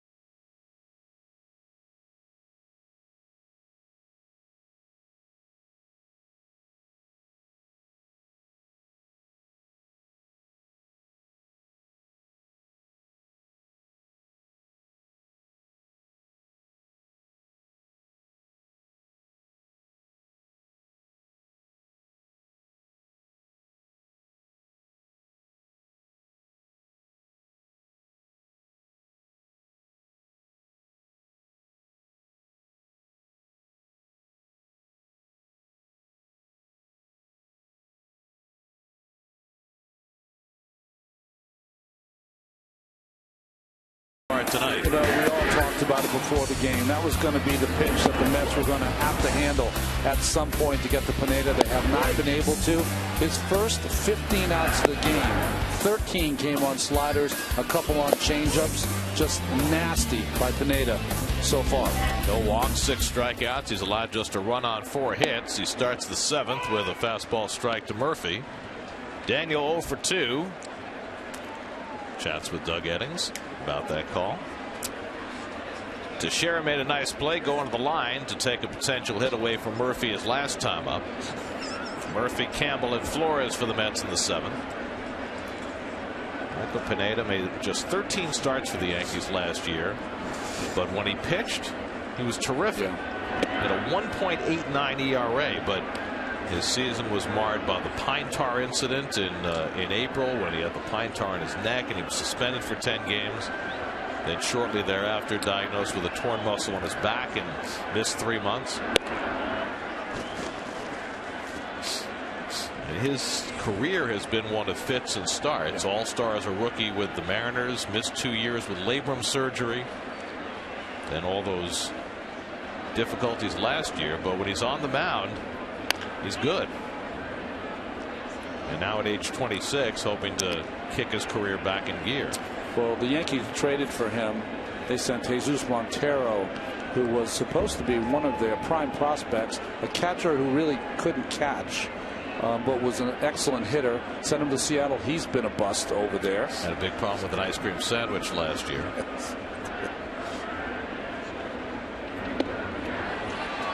It's a good changeup by Pineda to strike out Murphy. 7 strikeouts. Out of town scores brought to you by Dodge. Born Dodge. Braves and Phillies, no score. Aaron Harang on the mound for the Phils against his last team. The Reds have gone in front of the Cubs 3-2. Anthony Rizzo a home run in that game for the Cubs. Nats and Marlins 2-2 in the 6th.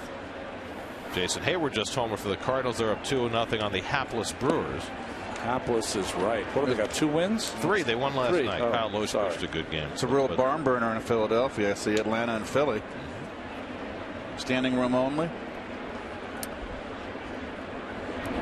Probably a little chilly down there. Oh, I bet. Later on, Zach Greinke goes for the Dodgers. Garrett Cole goes for his 3rd win for the Pirates.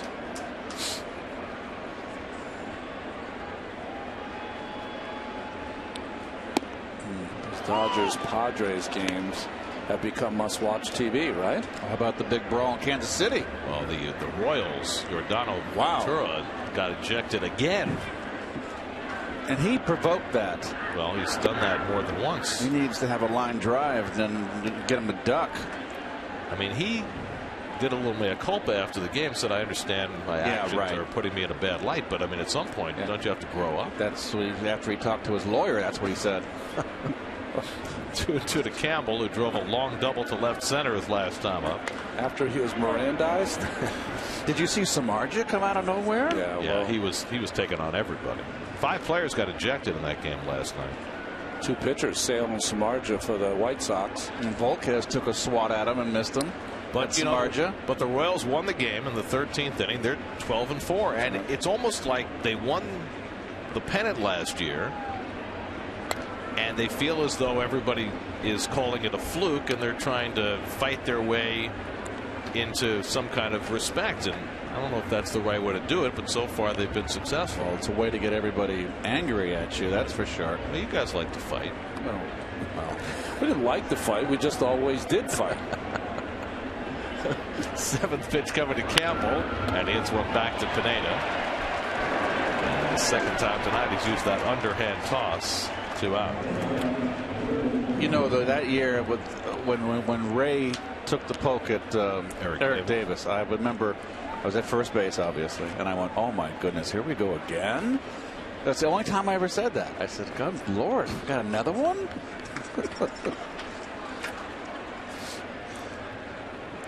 But it's an interesting formulation, isn't it? Hansel Robles getting ready for his big league debut out in the Mets bullpen. As Flores hits one slowly to Gregorius, and running toss on target side retired. 1-2-3 inning for Pineda. He's got 7 solid innings under his belt, up 6-1.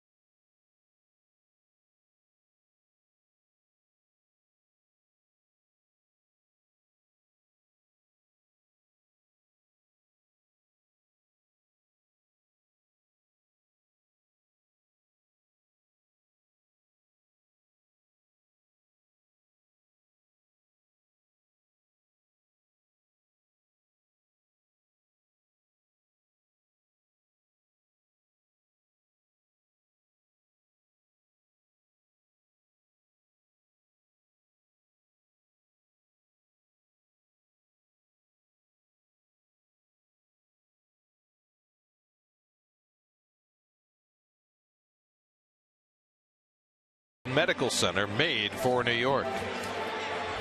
The line score is brought to you by Dunkin' Donuts. America runs on Dunkin'.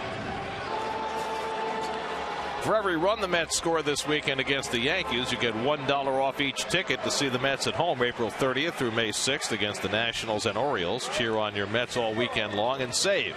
Log on to Mets.com/runs for more information. Need to score a few more runs, save the folks a few bucks. Oh. Keith's favorite, cotton candy. Well, all blue. it never was blue when I was a kid. It was always pink, wasn't it, Garrett? It was.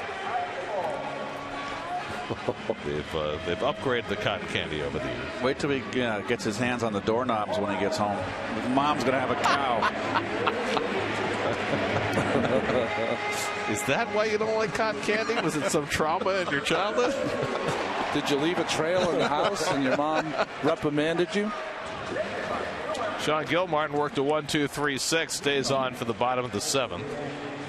They'll face the top of the Yankee batting order, Ellsbury, Gardner, and Rodriguez. The Yankees got 2 in the first and 4 in the third against Jacob deGrom, and that's been plenty for Michael Pineda so far. I remember when I was a kid listening to Neil Young songs, he used candy floss, and I had to try to find out what candy floss was, but in Canada that's cotton candy. Ah. Well, there's a little cool breeze that came right through this up here in the booth. Doug Eddings going with the short sleeves. Still got a little hot at John Deese, ejected him from the game. That's right. Ellsbury hit a line drive home run into the seats in right field back in the third, his first home run of the year. 1 for 3 on the night. Yankees 6 runs, 8 hits. The Mets 1 run and 4 hits. And the breaking ball by Gilmartin misses for ball 1. I always find it interesting when a pitcher like Gilmartin, who's been a starter his entire career, makes the team in the bullpen and goes straight from the stretch. No more full windup. I've never really understood that, and it's a phenomenon that's happened over the last couple of decades. What is the point of ditching your windup? Well, what they're thinking is that if you always throw the same way, when you come out of the bullpen, you're going to have much better control than switching back and forth from windup to stretch. But to me, come on, from the windup, you always got a little extra juice on the ball. Yeah, agreed. I mean, if it made sense for relievers, why wouldn't it make sense for starters? Yeah. Right? Check swing Tapper. If it stays fair, they'll never get him, and it rolls to a stop. Lucky hit for Ellsbury, and he's aboard to start the 7th. Yeah, you should smile. Completely fooled on this breaking ball. Check swing, and he couldn't have bunted it better. I mean, that ball almost always goes foul, but it stayed true once it hit the grass. So Ellsbury aboard. And now Brett Gardner, who's 2 for 3. A couple of base hits to right center. On the second one, he tried to stretch it into a double, and Granderson threw him out. Then he lined out to left field his last time up, so he's hit the ball solidly all night. He always seems to hit the ball well against the Mets. Gardner now in his 8th year with the Yankees. Has he got the longest tenure? Well, other than well, you had it's hard to judge that one. Teixeira's in his 7th year with the Yankees. It's 2 terms for A-Rod. Yeah. It's kind of like Grover Cleveland. There you go. And Benjamin Harrison in between them. Grover was a New Yorker, right? Was he not? But he's from Ohio. Ohio? They named a town after him. Oh, yeah, thank you. 2-1 to Gardner. Did they actually name Cleveland? No, I don't think so. I don't think so. Maybe Anna Cleve. Oh, very good. They did that. Is there an A in Anne of Cleves? There was an Anne of Cleves. Yes. So wasn't there an A in Cleves? And not a Cleve? No. Well, no. I think now we're getting a little off track. Yes, it's all right. We'll get back to it. 3-1 now to Gardner with A-Rod on deck. deGrom went 5, allowed 6 runs and 8 hits. And Gilmartin getting his first taste of the Subway Series. And a snap throw, but Ellsbury standing right on the bag. Ellsbury stole 39 bases last year. He's got 4 this year, but he's been caught 3 times. But with Ellsbury and Gardner at the top, they've got a lot of speed. He's taking off. Ground ball to Murphy, and he boots it. He tried to make the tag before he had the ball, and instead he gets nothing. Wow. Another head scratcher for Daniel Murphy. 2 for 2. Well, this is just not the right play.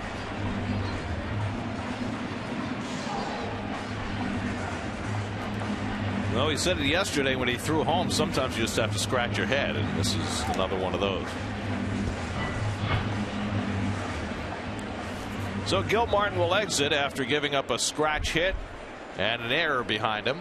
And Hansel Robles will come in to make his major league debut. Call to the bullpen brought to you by your Tri-State BMW centers. 6-1 Yankees in the 7th. We'll be right back.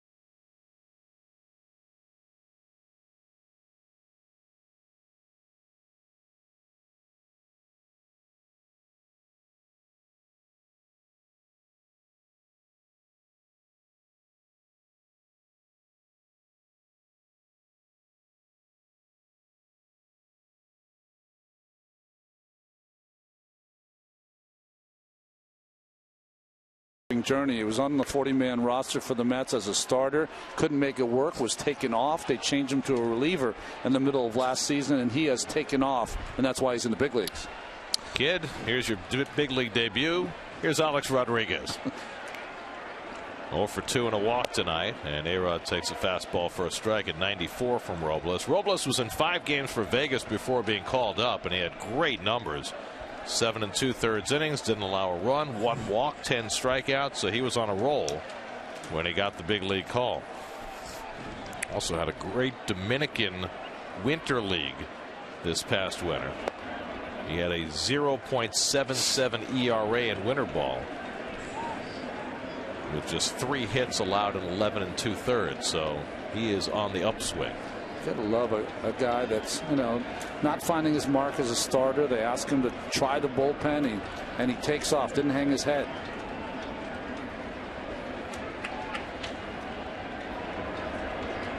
One and one to A-Rod, and it's up and away. Kind of slings it up there, 3/4. Mark Teixeira, who's already in a big night, waiting on deck.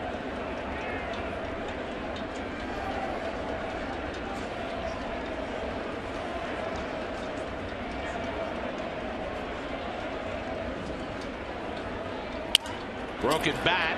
Flores diving. Can't make a play. And the bases are loaded.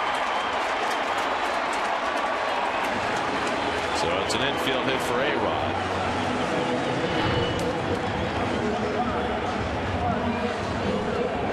Murph moves off the center here, and Flores tries to keep it in the infield and does it. Otherwise, the runner scores. But the Mets are in big trouble right here. This game's about to be blown big time open. Well, that's where the lack of range for Flores hurts you. You know, a speedier shortstop gets to that ball and at least gets it out. So here's Teixeira, bases loaded, nobody out. Already has 2 homers and 4 RBIs tonight, and goes after the first pitch fastball and fouls it off. Teixeira hit a 2-run homer down the right field line in the first inning and duplicated it in the third. Flied out his last time up. Ellsbury at third, Gardner at second, Rodriguez at first, and nobody out. So Robles with a spot of trouble to deal with in his first big league game. He's already broken a bat. Foul tip on the fastball, 95, 0-2. He's a hard thrower. Beat him. Movement too. Bases loaded without the ball leaving the infield. 2 infield hits, sandwiching an error. And Teixeira pops it up. Campbell should have room. And that's the first out of the inning. So Robles gets his first out of the big leagues. 1 away, and Brian McCann coming up. By the way, Keith, Grover Cleveland, born in Jersey, raised in upstate New York. Guess what, too? He was the governor of New York. Really? Yes. Gene Orza, not of former. Ohio. Gene Orza just texted me. He said he's very disappointed in you Ivy Leaguers, especially you, Ron. Really? Well, wait a second. Ron has information about the origin of Cleveland, Ohio. That's right. At least I have that. McCann takes a fastball for a strike. Named after General Moses Cleveland. But Gene, you're right. Should be very disappointed in us. What was your major? What was my major? Well, it's 2 majors, but it was like American Studies. But it wasn't American history. No. So there you go. Well, 1883 to 1885, Grover Cleveland was governor of New York. That's before he was president the first time? I'm not sure. Our 22nd and 24th president. 1-1 to McCann. And that fastball on the inside edge, nicely done by Robles. 1-2. Now, Grover Cleveland was the Republican, and Benjamin Harrison, I believe, was the Democrat that got in the middle of that sandwich there. Benjamin Harrison, I believe, the great-grandson of William Henry Harrison. History lesson. Our shortest-term president. That's right. Is that right? Great-grandson? Or there's some great-grandnephew? Sure. Nephew, yeah. Zachary Taylor didn't serve very long. But longer than William Henry Harrison. He was 30 days. Yep. He died, what, in the spring in Washington? Pneumonia, I believe it was. Didn't wear a top coat to his inaugural address. 1-2 to McCann with the bases loaded. That's a pass. Here comes Gene again. He's hot. Cleveland was the Democrat. Harrison was the Republican.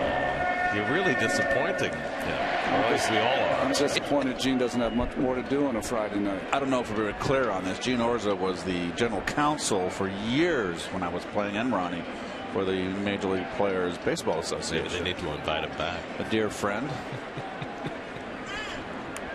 And a wine connoisseur, Gene.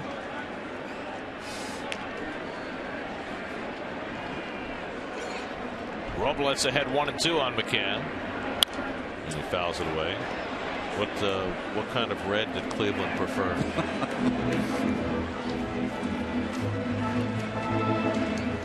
Ellsbury at third, Gardner at second, A-Rod at first with 1 out. 6-1 Yankees in the 7th. Also Robles trying to deal with a lot of traffic in his first big league game. None of it his fault.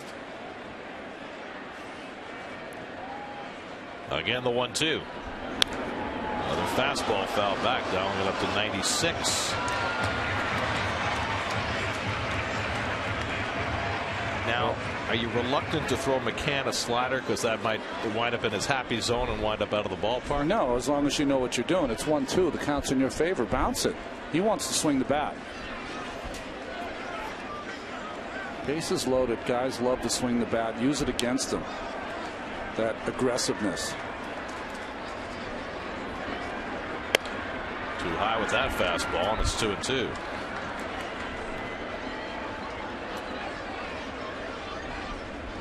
McCann, when we first saw him with the Braves, was a left center field hitter who's become a dead pull hitter as his career has gone along.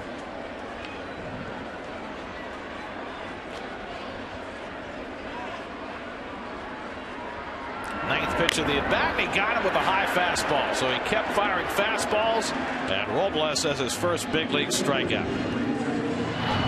Well, there's no denying the arm here. He can bring it.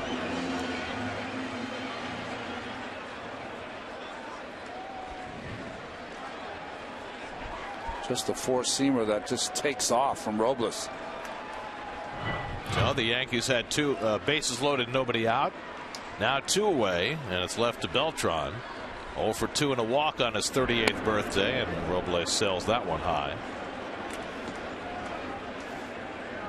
Ellsbury coming down that line trying to induce a balk on the youngster. He did yesterday, right, to Anibal Sanchez in Detroit. Yeah, Sanchez started the windup and then tried to step off and got all confused. The umpires got confused too. There's a good fastball by Beltran, 1-1. Took them a while to detect the ball. Well, Rob Thompson, who's the third base coach, Joe Espada's away from the ball club. He detected it, and finally the umpires kind of figured it out. But Sanchez, you can quicken your motion to the plate, but you can't step off while you're in your motion. Exactly. By the way, Joe Espada away from the Yankees for a good reason. His wife just gave birth the other day, and so Rob Thompson, normally the bench coach, filling in as the third base coach. Espada used to be the third base coach in Miami. That's right.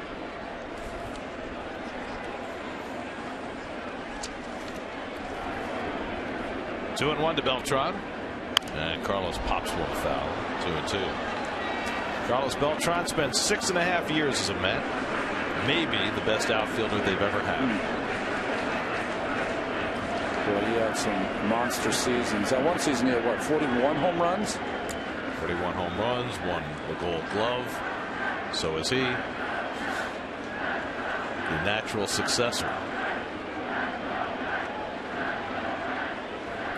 2-2 coming from Robles, and foul back. Wasn't even a switch hitter after his first year in pro ball. He taught himself. How good is that? American League Rookie of the Year with Kansas City. Went to Houston in a deadline deal where he had the postseason for the ages, and signed that big free agent contract with the Mets. Had a not very good first year, and then exploded in 2006.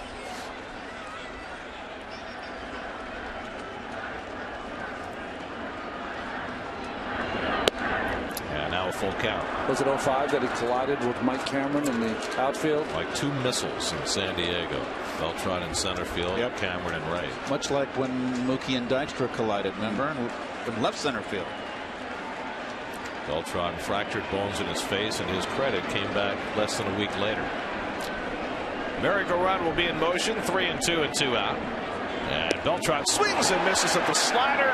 Robles with back-to-back strikeouts to finish off his first big league inning. Robles works out of a bases-loaded, nobody-out jam and gets through it unscathed.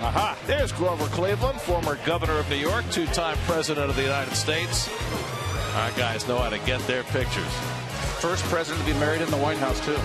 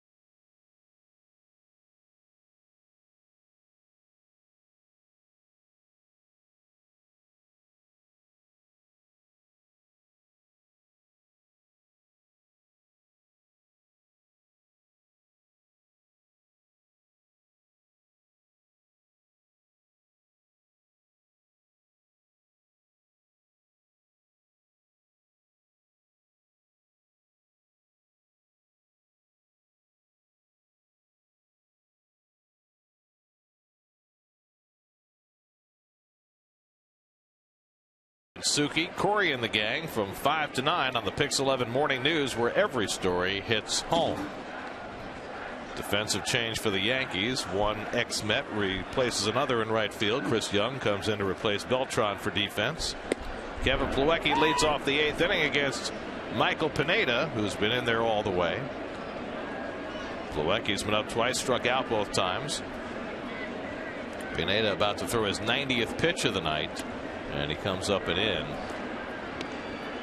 Dylan Betances getting ready in the Yankee bullpen. Didn't know if he'd be available today. He's got 4 outs yesterday in Detroit.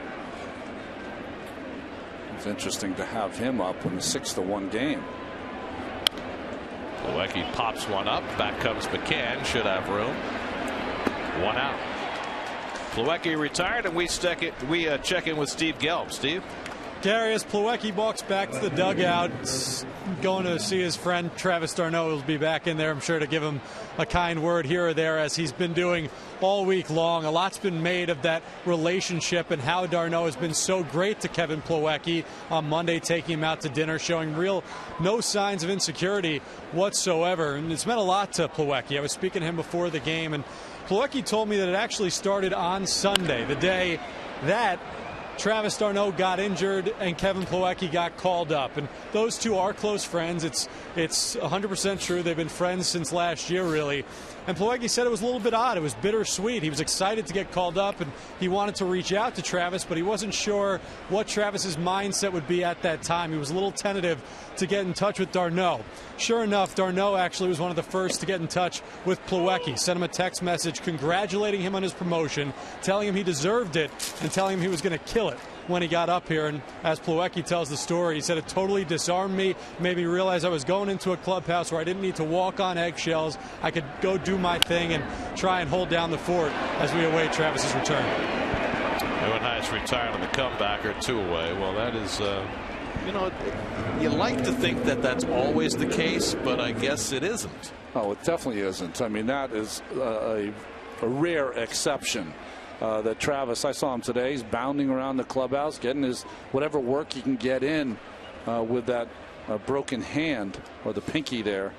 But class move by Travis, and you know, a little indication, I don't know how much of an indication is of team first kind of concept that the Mets are trying to embrace here in 2015. Curtis Granderson has scored the only Met run today after an infield hit in the 6th. One of only 4 hits allowed by Michael Pineda, who has not walked a batter and struck out 7.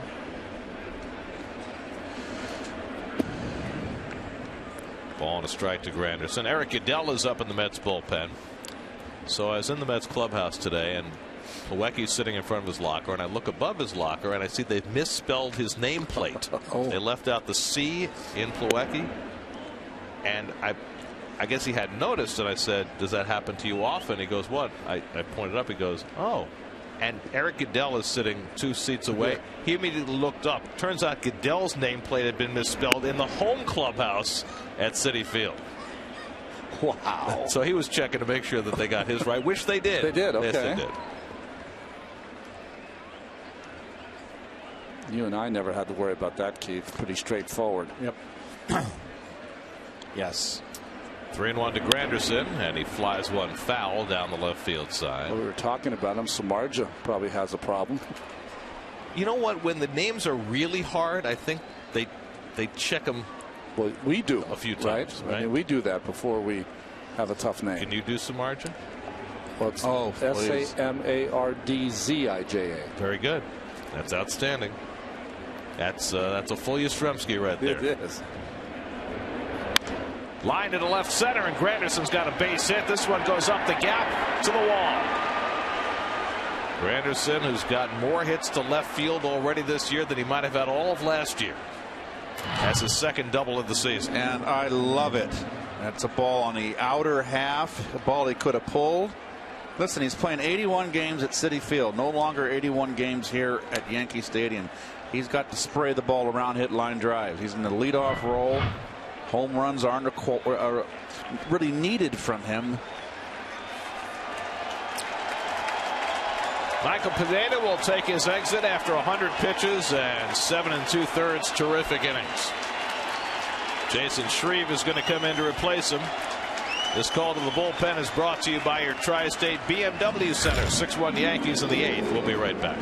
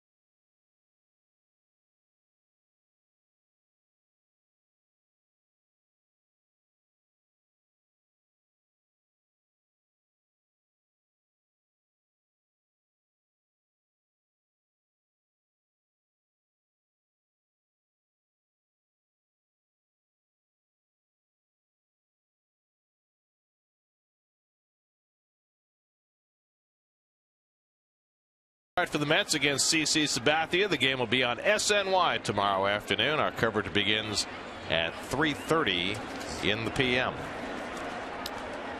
Juan Lagares faces the former Atlanta Brave, Chasen Shreve, with 2 out and a runner at second in the top of the 8th. Lagares 0 for 3 tonight.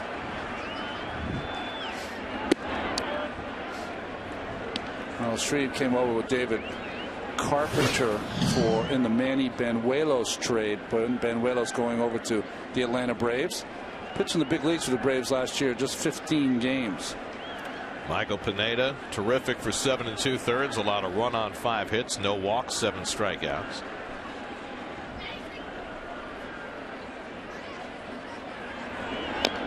Jason Shreve out of the College of Southern Nevada, same school that produced Bryce Harper. Oh, okay. 24 years old. Lucas Duda trying to stay warm on deck. It's an increasingly difficult thing to do tonight.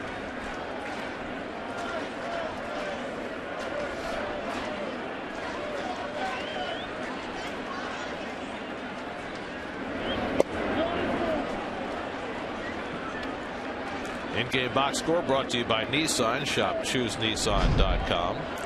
Curtis Granderson with a couple of hits. Lucas Duda with the only RBI. But the Mets without a whole lot of offense tonight against Michael Pineda. On a night when Jacob deGrom had one of his rougher starts in the big leagues. Garris fouls it off. I saw that 0 for between the 2 and 5 spots for the Mets tonight. By the way, it's down to 41 degrees now. Should be a little warmer tomorrow afternoon. It's been tolerable up here in the booth. You have a heater right in front. Heater underneath us. And a very nice sweater, I might add. Yes. I like that purple sweater. It's I don't want to sound like a snob, but I'm sorry. It's cashmere precisely for a night like this. It keeps you warm.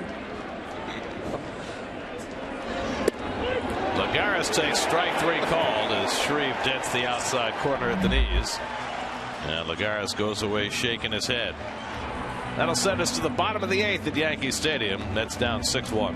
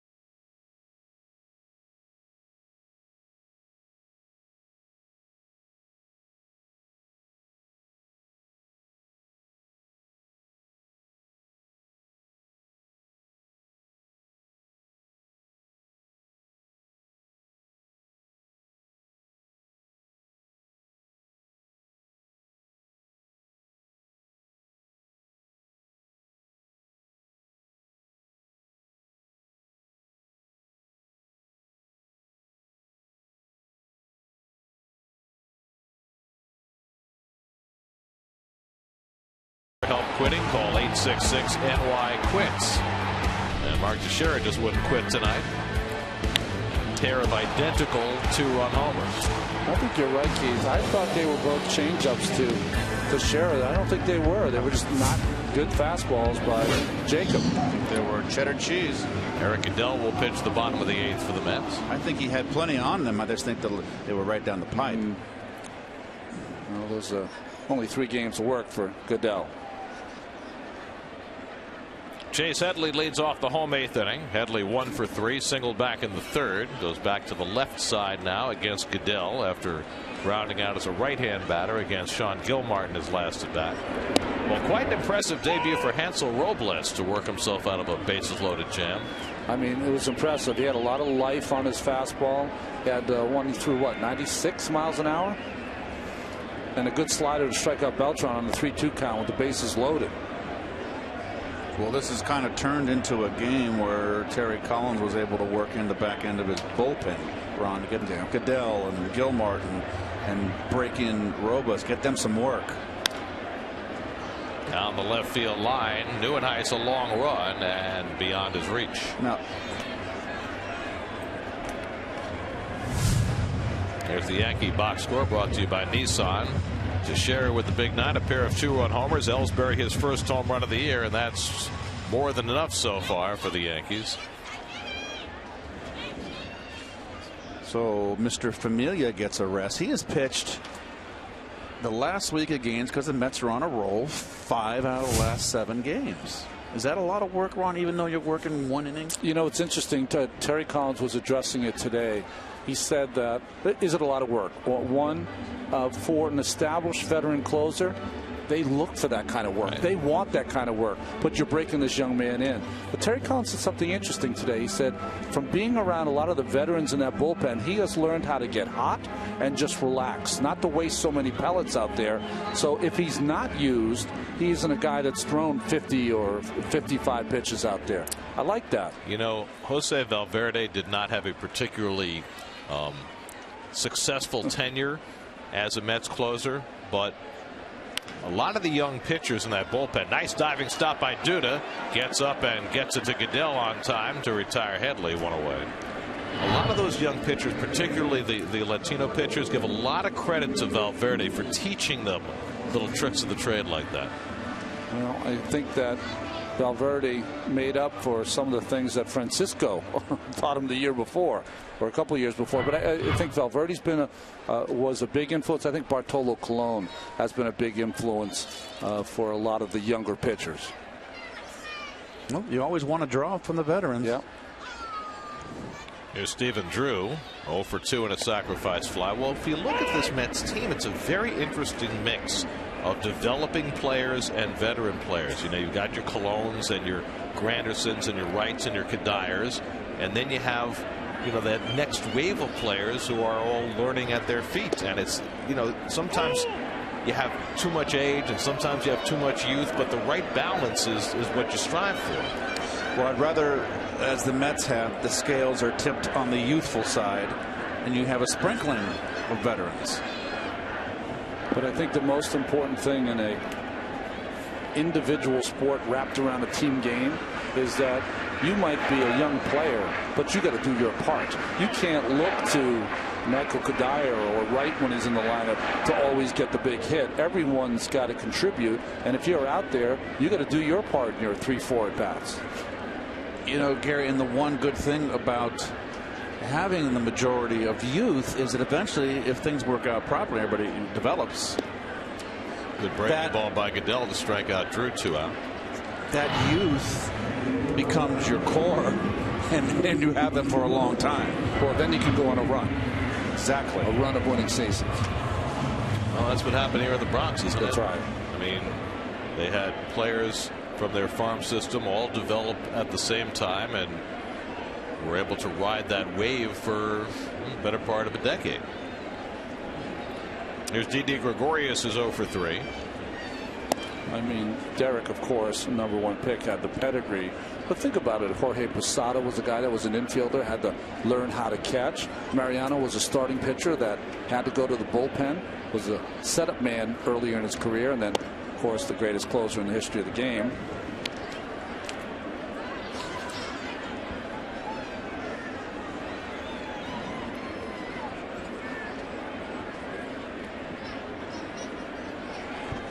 Goodell behind 2-0 on Gregorius. Bernie Williams, who we saw tonight, was one of those guys that was always a great athlete, but they didn't know if he was going to turn into a great ball player. He did, obviously. Andy Pettitte was nails his entire career when you think about it.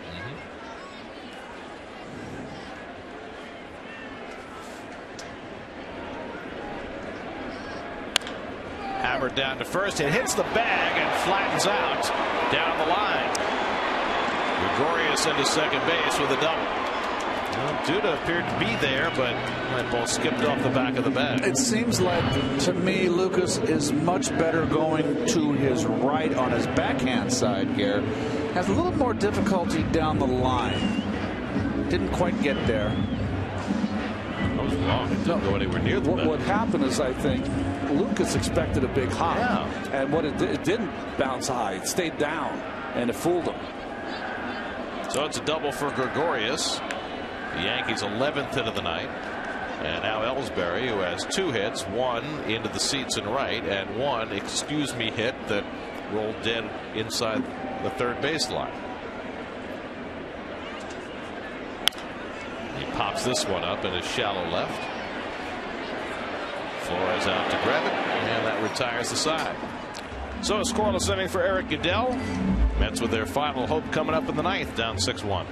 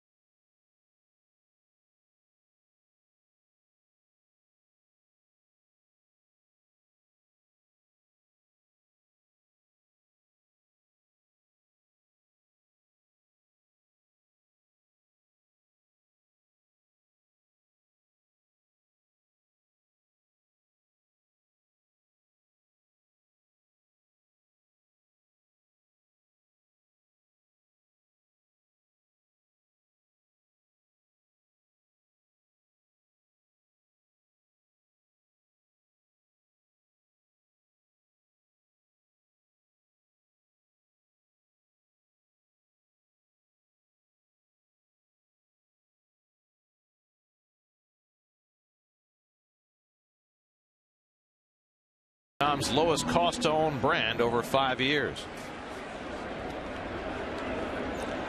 Next Saturday, the Mets take on the Nationals at Citi Field, and you can watch it on New York's home for baseball, Pix 11. That's the Mets and the Nats, Saturday, May 2nd on Pix 11.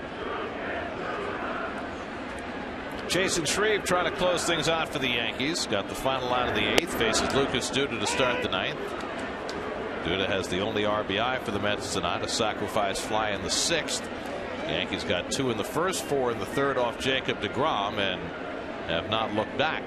And the Mets' 11-game winning streak could be 3 outs away from extinction.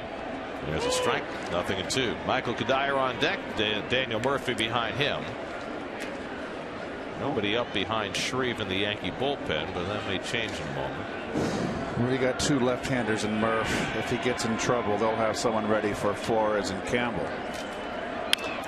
Slowly hit. Gregorius had him played perfectly on the other side of the bag. 1 out. Well, this game was a great indication of what the Yankees have been doing to get to their record, isn't it? They don't have a lot of great averages in the lineup, but they hit the ball out of the ballpark. Pitching and home runs. It's an old formula, yeah, but it's working for them right now.